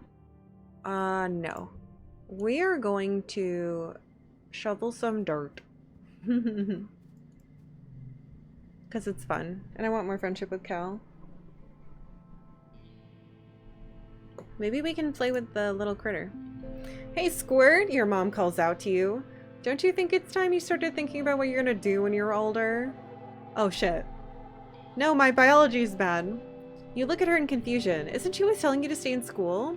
She chuckles. You gotta think about it sometime, kid. How about you come join your folks on the farm if you think you're up for it? Oh my god, I need biology to do it. I don't think I'm ready. You need to brush up on your life sciences before you're ready to become a farmer. It's a complicated job. Oh my god. Okay. Need biology to become farmer. Alright, that's great. Now we know what to study next. Oh boy, shoveling dirt. 1, 2, 3, 4, 5. But I get 5 extra if I equal it.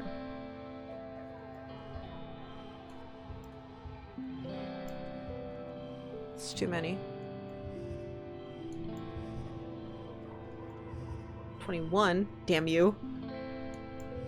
There we go. 22.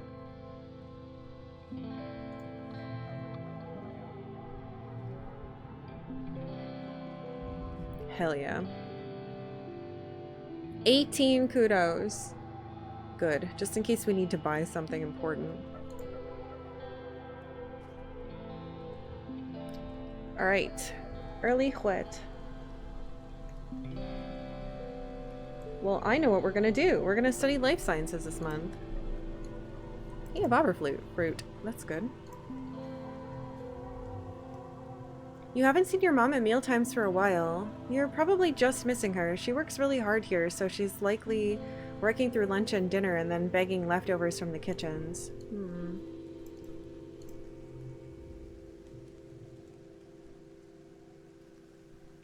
Hey Sprout, your dad greets you. How are your classes going? I know it's hard to sit in classroom while there's so much to explore, but everything in life is going to get easier for you if you take the time now to learn about a lot of things. Who knows? Maybe you'll be running this place one day.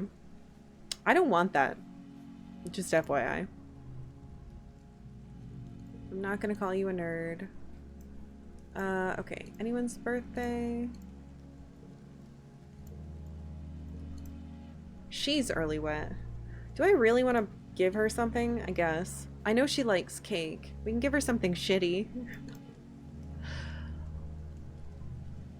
Mars does a little twirl, showing off her shimmering dress.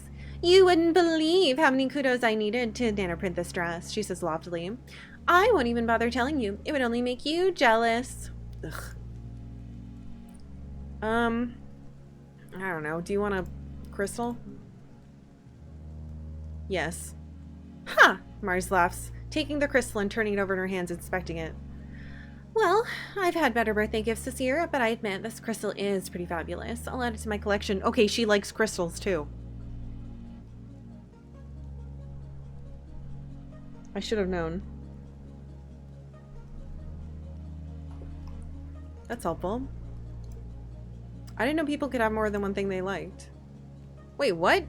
It got rid of cake. So she likes crystals more than cake, maybe?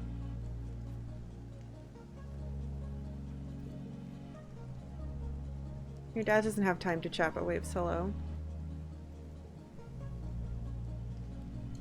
Digging.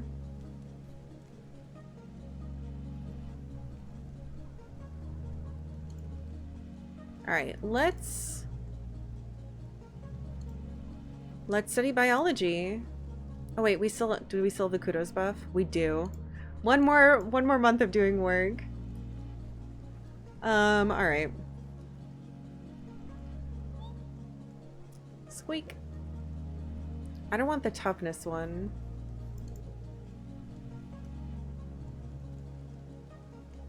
Perception in animals. We're so good on that right now. I'm gonna do the other job because we have only done it once. Oh, what does she want?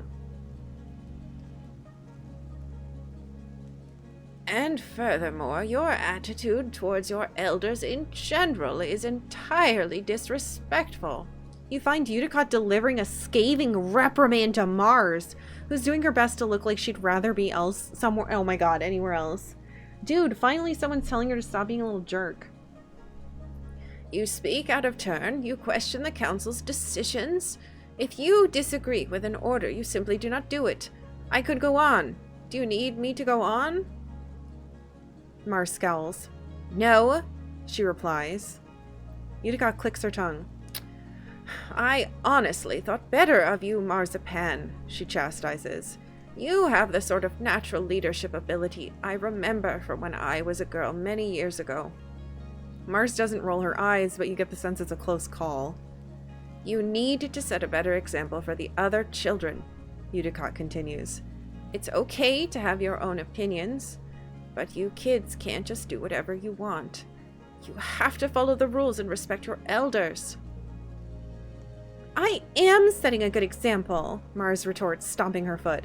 Hello? The only reason we're here is because a bunch of people knew living on Earth was nonsense and decided to do something different. Utica looks scandalized, but Mars continues on. Maybe kids should have more authority. We're the ones with the new ideas that will take us into the future. I'm gonna stay quiet and respectful. Fuck. Utica stands up a little straighter. Excuse me, young lady, she rasps. To whom do you think you're referring, where you call on the bravery of those who left Earth and dreamed of a new world? I'm not getting involved in this. I've been in command of this colony longer than you've been alive, she continues. Unlike you, I see that as a strength, not a weakness. For example, I remember a time when children would stay silent and learn from the experience of their elders. Why, back on Earth in my day. Mars locks eyes with you and gives you a subtle, can you believe this, expression as Utica goes on one of her formless rambles about how life on Earth wasn't entirely bad, and how this colony could use a little old-fashioned human discipline. After a while, Utica loses her train of thought and puts her hands on her forehead. Both of you, get back to your duties, she sighs. Marzipan, I don't want to have this talk with you again. Mars makes a disgusted noise and storms off. I am a 13-year-old. I know better than to get involved. She's doing that again. All right. Deliver supplies gives us organization and perception. Why not? Let's do it. Actually, hold on. I don't want a job, but maybe... Actually, I'll save because I don't know if I'm going to want this.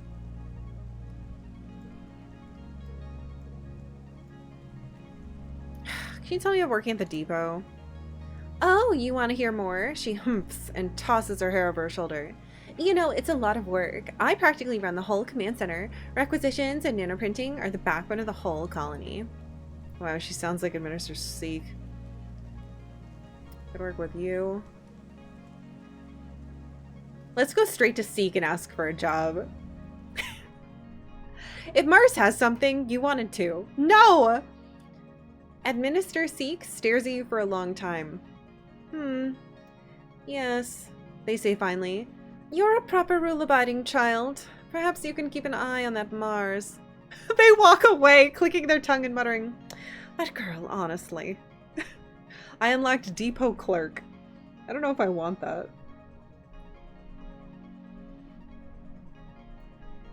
But it's good to unlock it, I suppose. Maybe it gives us something good. Alright, in command. little shit. Work in the depot gives us what? Organizing? Oh, it's just a better version of this. And more money. Alright, let's try work in the depot. We've never done it.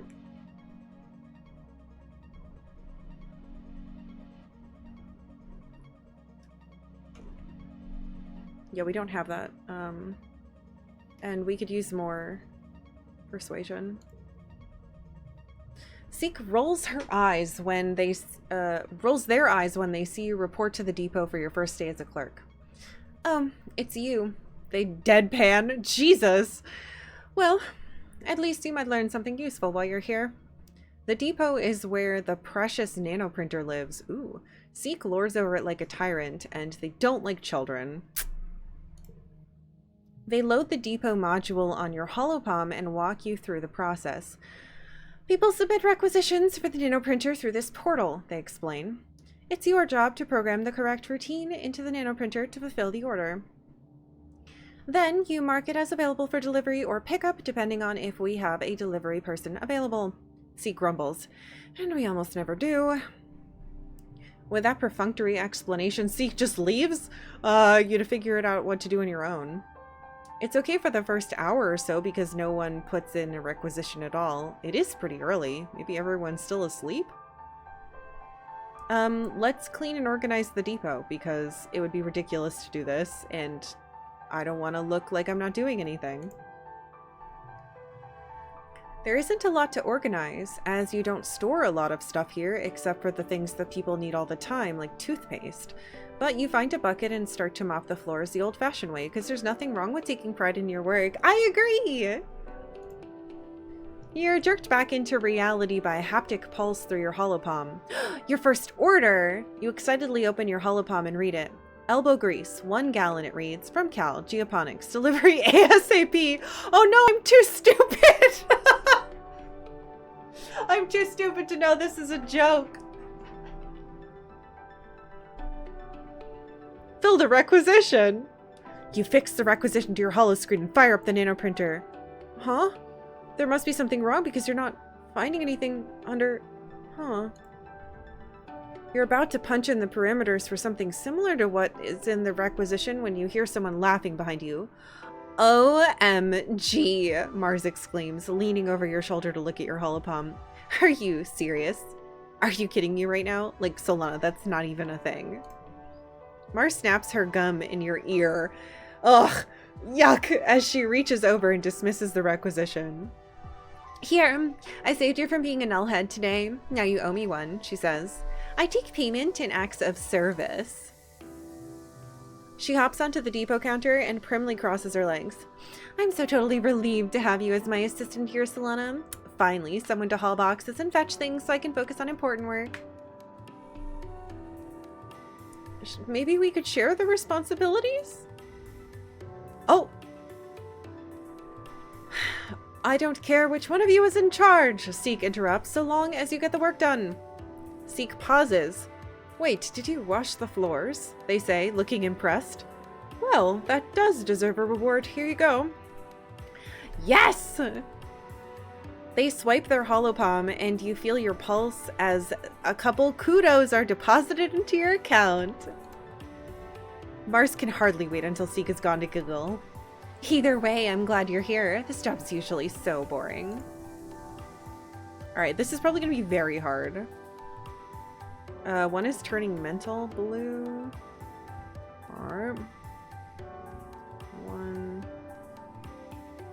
Wait a minute, I could...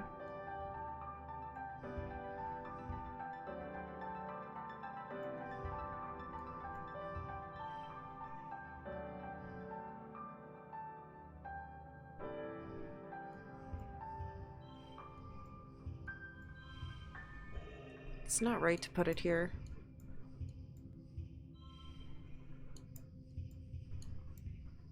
Or is it? 19, 21, 20. Even losing this, really? Oh, it's because I don't have, that.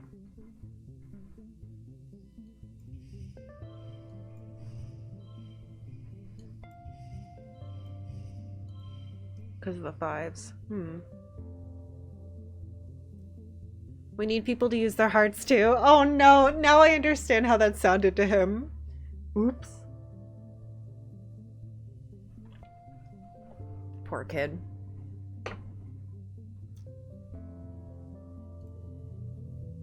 You worked well this month. Oh my god, look at all that monies. Good. Then just in case we need something, we'll be able to get it. I got more persuasion, which is lucky.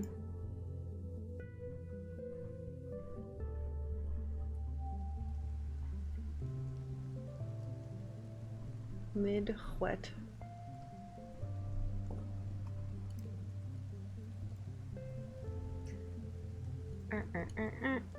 Alright, we need biology really bad. And now that that buff is gone, I can start working on that.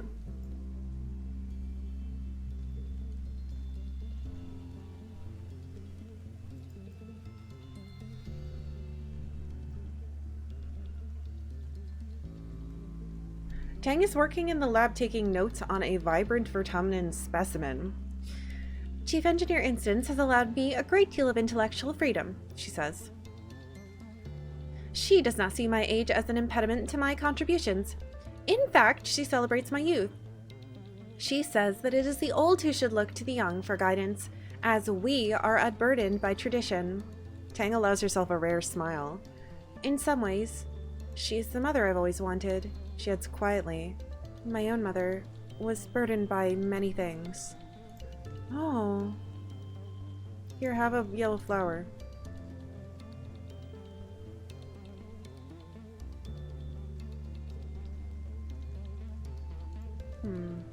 Oh? Oh, we just did something. Hold on.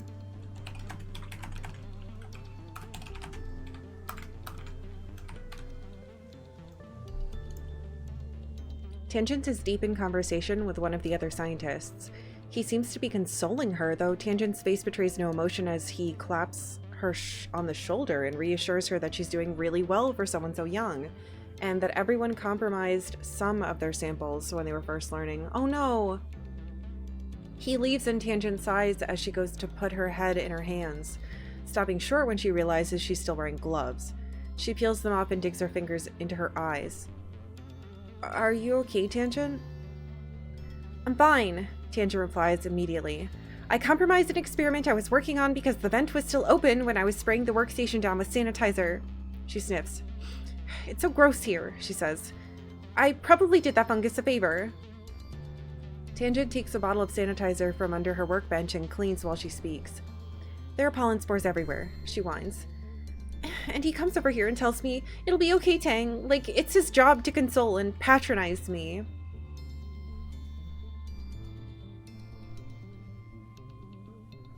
Fuck. She would probably want this.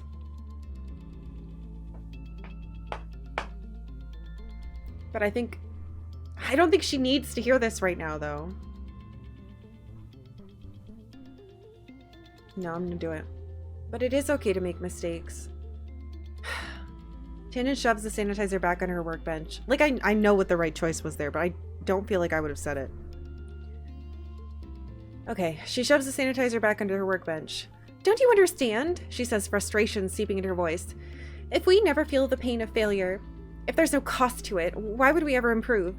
I need to own my mistakes.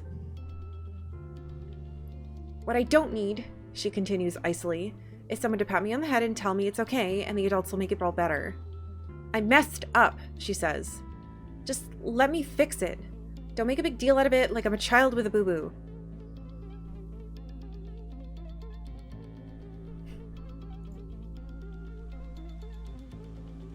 She's going to be a wonderful scientist, but she's not going to be happy.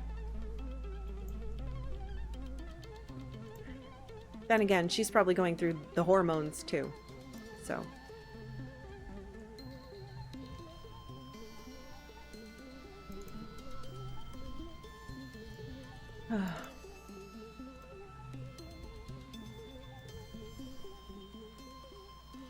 All right. It's time. We're going to finally Do some life sciences. Let's see. Tangent messed up her labs. Upset.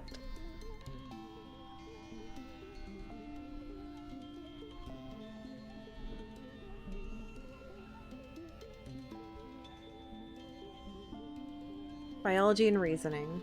We need biology. You see a notice on the engineering holoweb. Chief Engineer Instance needs someone to help with after-school tutoring. Literally anyone who isn't a complete idiot will do because she's desperate. Please apply. I can't! I'm a complete idiot! This is why we need more reasoning. Focus on your own studies. Damn. You can't very well teach others until you learn the material yourself.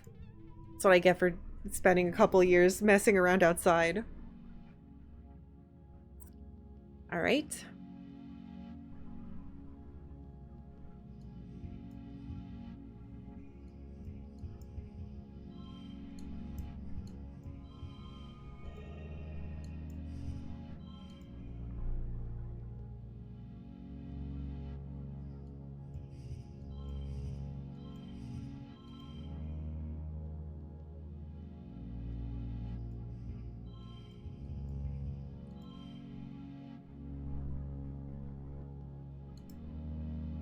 Good enough. Oh, hell yeah. I got the best one. Watch our stress. Alright, we're finally learning biology.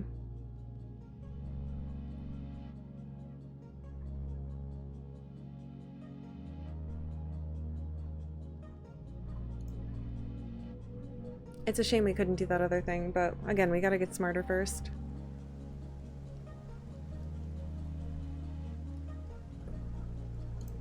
Late wet.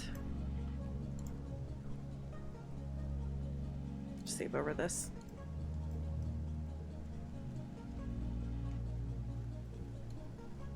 Can't do that. I can't train with you because I need that to be 80, which is wild.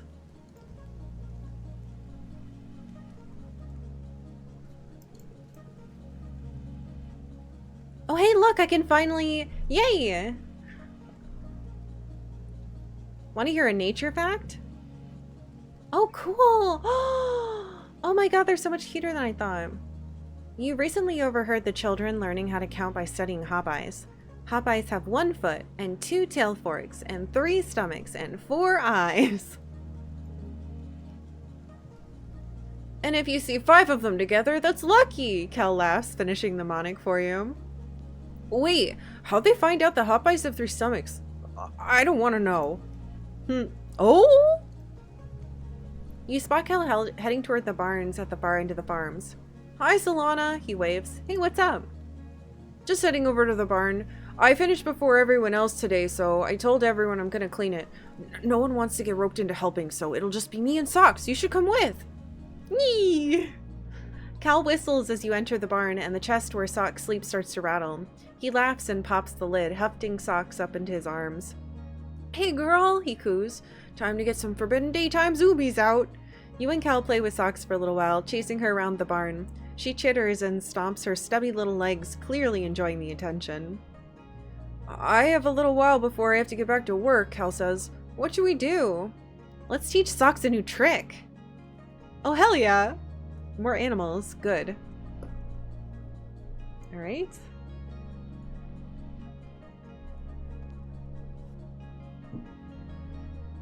Playing with Socks. With Cal. Oh yeah, Cal agrees. I've been working on getting her to follow directions lately. That's a great idea. You spent about a half hour teaching Socks how to shake a paw. There are a lot of paws to choose from, and she seems to delight in giving you a different one each time. You can't help but think that working with her like this might come in handy in the future. Interesting. Isn't that right, buddy? We're doing a good job. I've heard that. What's your next thing? What level? Oh, 40. Okay. We're just gonna have to get better at it. Your dad's completely drenched from the seasonal rains, out in the fields far from any sort of shelter. Hey, Stardust! He greets you. What enough for ya? Yeah, I guess so. My organization sucks. Alright, do you have anything else mean to say? Okay. Alright, let's keep working on biology and our brains. We need to study. It's the wet season anyway. Life sciences.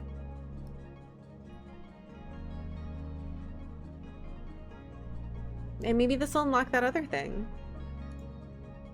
Ooh, this week in biology class you're learning about predators and prey. Chief Engineer Instance brings up a picture of a hopeye on the holo projector and asks, "What is this animal, and what does it do when it sees a predator?"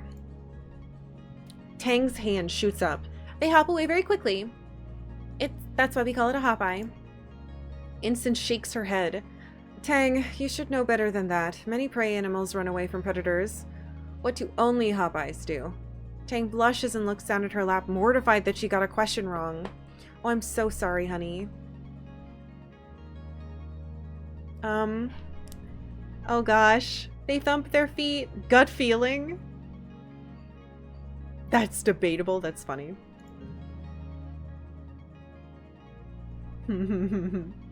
Wait, she liked that? I thought she wouldn't like that. You go with your gut and make a guess based on what you know about the behavior of communal animals. Correct, Instance nods. Tang gives you an appraising look. Maybe she didn't expect this from you. Oh, it's respect. Okay. Hell yeah.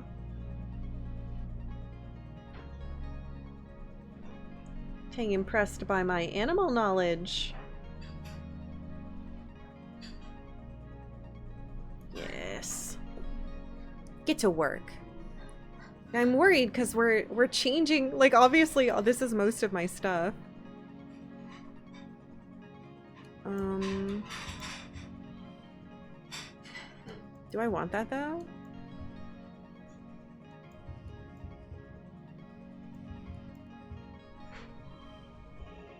$22. We're not getting a bonus or anything for Why? Oh, it's because it's 2-2. I see. And then we get that 2 of the kind. Yeah. That might give me a best. It didn't. How? Wahoo! More biology. And reasoning, which we need because our brain is bad.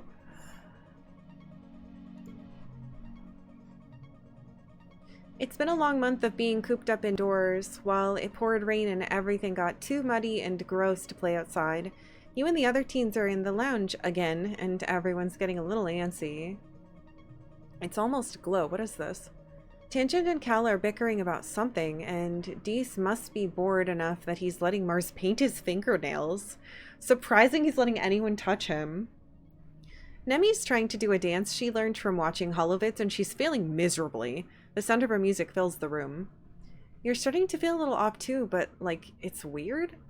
Like, you want to yell, but at the same time, you want to take off all your clothes and streak through the colony square. Ugh. Nemi dances a little too close to Mars's collection of nail polish. Oh no, bumping into the table and sending them all and herself clattering to the floor. Hey, watch it! Dee snaps. Dance your stupid dance somewhere else! It's not stupid, Nemi sniffles from the floor. You don't have to be so mean to me. Boo-hoo, Mars teases. What are you gonna do? Dance about it? You're all so childish. Who even cares? Hey, everyone just shut up, Cal exclaims from across the room. Why did they put all these teenagers in here together? Honestly, you all fight all the time. You stay inside where it's nice and dry and you don't appreciate how hard everyone else is working. It's just whine, whine, whine. You're not any better because you work outside, Tang joins in. You're not special, Cal. If I wanted to, I could work outside. She opens her holopalm and flies her fingers over the screen. There, see? Next month I'll be working in geoponics. How do you like that? Then you can nag me about my soft hands all you want. Utica, thank God, an adult. Utica pokes her head in from the command corridor. Children, keep it down. We can hear you all the way from the bridge. Everyone goes quiet for a second and then explodes into arguing again. Utica throws her hands in the air and retreats down the hallway in defeat. Time to go wild. Yeah, fight, fight. Everyone just shut up. Calm down, everybody. I'm very tempted.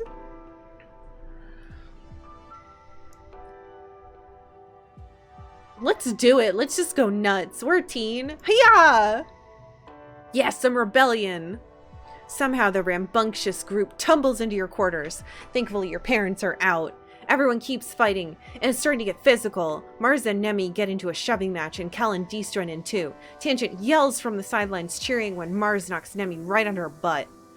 Ouchie! Nemi whines, still sniffling. Okay, fine. I'm sorry for knocking over your stupid nail polish. Mars tosses her hair over her shoulder.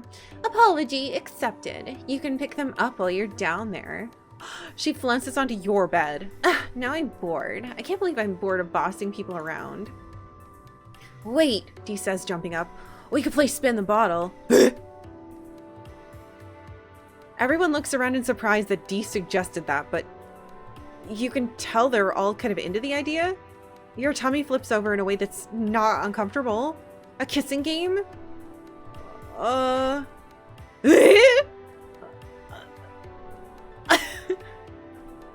God, I don't know.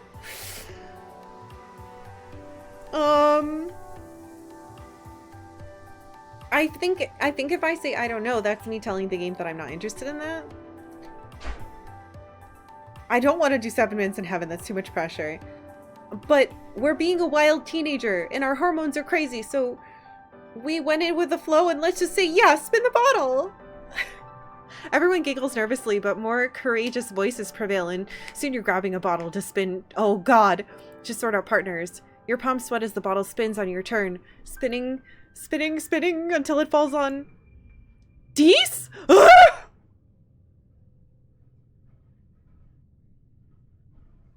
Oh my God. Oh my God, oh my God, oh my God. Oh my God.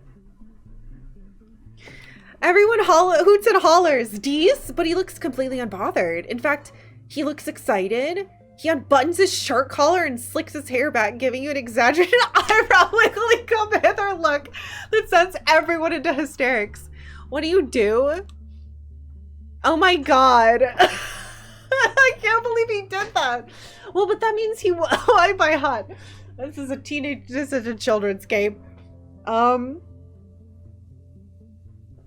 A child me is awakening and becoming incredibly embarrassed. If he's playing along, let's do it. Give everyone a show. Oh my God. Let's do it. You wiggle over to Dees, matching his energy as you grab him and sweep him into a big showy kiss. Everyone laughs and yells as you kiss for 5, 10, no, 15 whole seconds before letting him go. Dees collapses back to his position on the floor with a silly smile. Everyone keeps playing, but the bottle never lands on you again. Mars and Tangent both get each other on their turns. No way.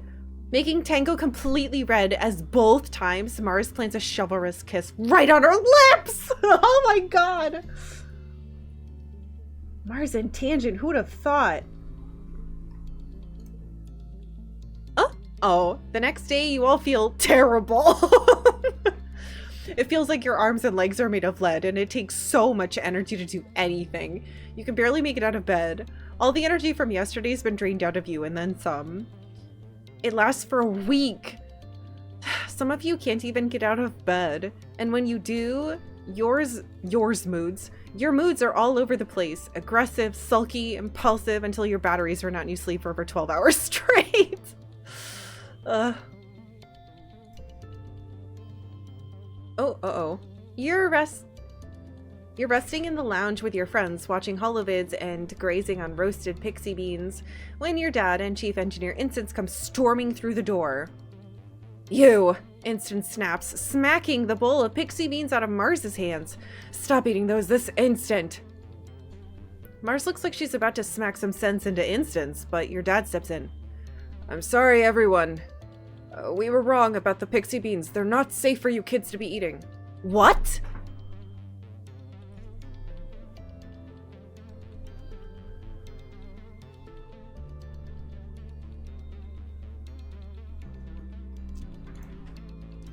You've been feeding us poison?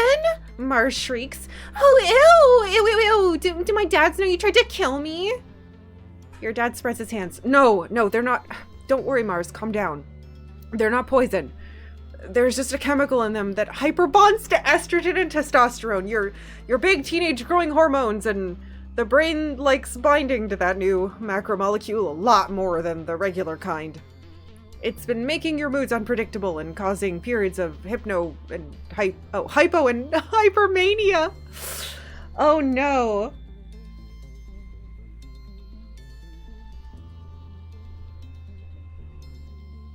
Well, you know what? I'm glad that I leaned into it while it was happening. Because hopefully it'll never happen again. When Mars just stares blankly at him, he laughs awkwardly. Translation, he says, it's been making you kids act silly and feel sick. I'm sorry. we had turbo teenagerness. Instance frowns. If it's doing this to kids, it's not long until it builds up enough to affect the rest of us too. Until further notice, no one is eating a single pixie bean. Oh no. Oh good, status ended hormones! Your dad looks distraught. Flulu was right, he says, collapsing into a nearby chair and rubbing his eyes. She didn't trust these things, but shit, she's still gonna be pissed that we don't have another successful food source. You look at him in shock. You hardly ever see him swear. It must be worse than you think. Your dad sits there in silence for a long time. Oh my god. Alright, it's Glow. Well, I'm glad we figured that out.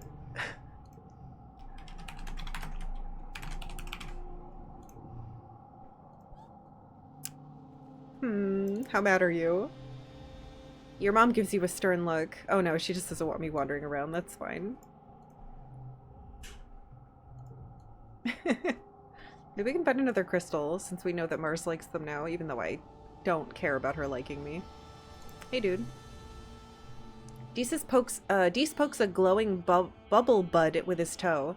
The seed head snaps free and drifts up into the dark of glow, slowly breaking up into little luminescent specks. Make a wish, he says. Dude, I think... I don't know. I think maybe we're gonna accidentally end up dating Dees. That kiss was pretty great. I think that's a really fun way for two kids to smooch. For the first time, you know? Alright, the question is, do we try to get rid of this?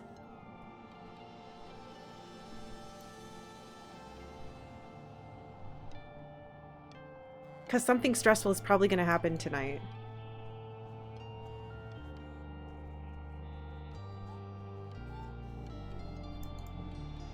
What we could do, we could relax on the walls and see what happens.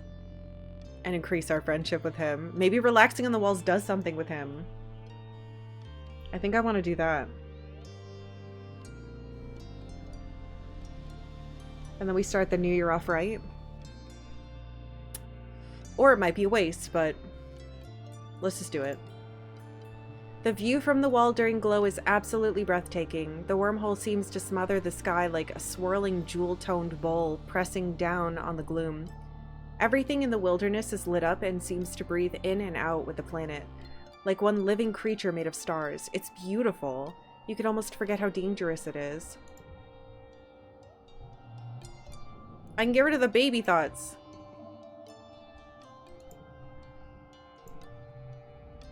Another year, another glow. Everyone's pretty sure there's going to be an attack this year, so the colony is on high alert. You're collecting glowflies in the geoponics garden with Cal and Nemi when the sirens begin to wail. You all stop what you're doing and look at each other nervously. Alright.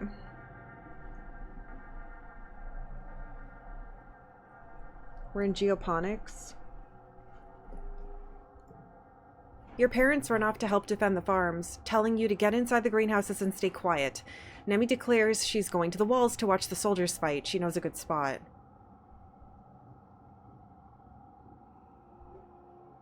Oh, I'm not brave enough to help defend the gates. That would have been cool. I'm pretty close, though. Let's watch from the walls. I don't want to leave Cal, though. But if I don't help her, she might fall. Let's go with her to make sure she's safe. You and Emmy race toward the walls and scramble up so you can watch from a safe distance. Do we miss anything good? She pants. Oh, look! There's my brother! Come up here! Oh, no. Com looks around for the source of the voice, squinting up at you, and he spots you on the walls. He yells up at you to stay put, and then... Oh, God. The animals burst through the gates. The wood splinters in every direction, and Hop-Eyes pour in, quickly overwhelming the guards. Hop-Eyes are small, but in large numbers they're fierce. You watch the security officers manage the chaos. They have gloves that shoot arcs of lightning, and if you watch close, you can practically see the skeletons of the little animals light up from within when they get hit. Cool. Look at him go! Nemi cries, cheering for her brother. Get him, Com! Oh, watch out! Oh, he's okay. She clutches your arm. He's so brave! I want to be cool like him when I grow up. You could really impress Nemi by going down there and helping out. No way! Stay where it's safe. Eventually, the defense forces manage to push back the creatures. The rest of their broken swarm flee back into the wilderness. You and Nemi slip home before you get into trouble. Hopefully everyone's fine. Alright, went with Nemi to the wall. Your parents are arguing quietly at your little table. I'm telling you, it wasn't a fluke, your mom says. They're not just wild animals. They have a plan. The fields, the lights. Okay, your dad replies, taking her hands across the tabletop. We have to tell the people what we saw in geoponics. What? No, I should have stayed there. They look up, noticing you in the doorway. Your dad's worried expression quickly changes to a smile. Hey, Rutabaga. Wait, what happened to the fields? Your mom stands up. Don't worry about that, she snaps. Get to bed. It's late and we have a lot of work to do tomorrow to clean up. Clean up? Uh-oh.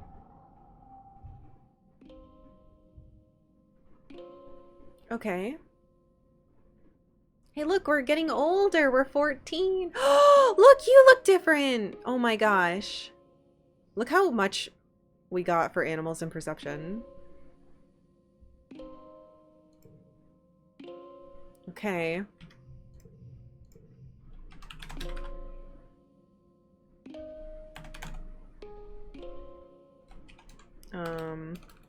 Let's just call it age 14.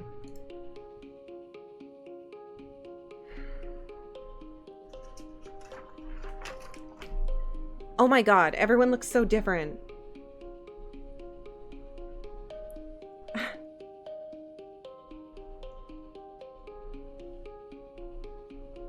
I was going to stop here, but we have to look at everyone. Wow!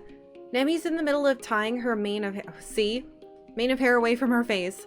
Oh, hey, Solana, she says, hair tied between her teeth. Just about to go for a run. Wanna come? Nice haircut. Wow.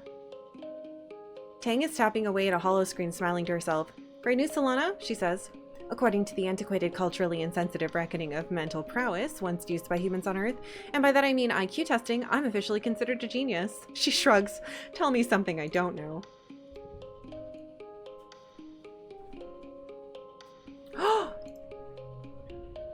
Nice look, kid. I'm sorry that we all have acne. Dees is curiously studying a small bleached white animal skull. Look at this, he says, and holds it out to you. There's mushrooms growing on this one. I didn't know that fungus could grow on bone. It's kind of like everything on this planet was designed to work together. He throws the skull back into the wilderness. Well, except us.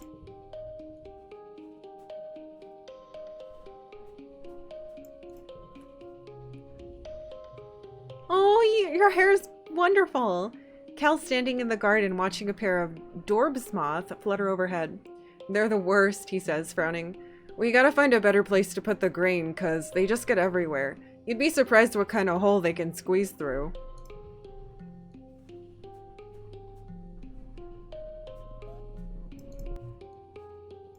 Oh, cute buns! God damn it, she's got that coat that I wanted.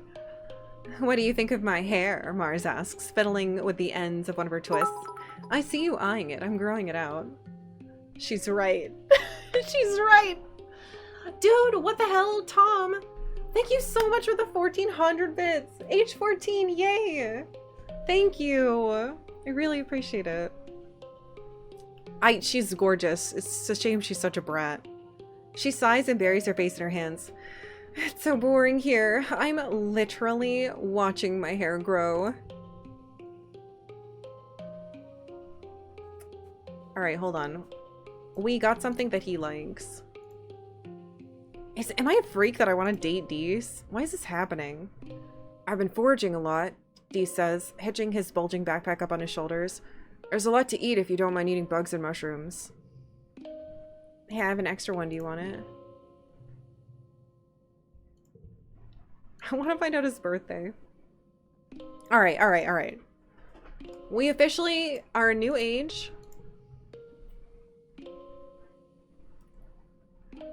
I think this is a good place to stop for now. It's not too hot in here yet, but it's definitely starting to roast. No one in the Discord has any idea what that feels like. God damn it. Alright. I guess I'll add to my notes.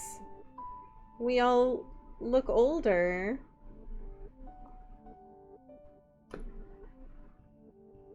Alright, let's save over this.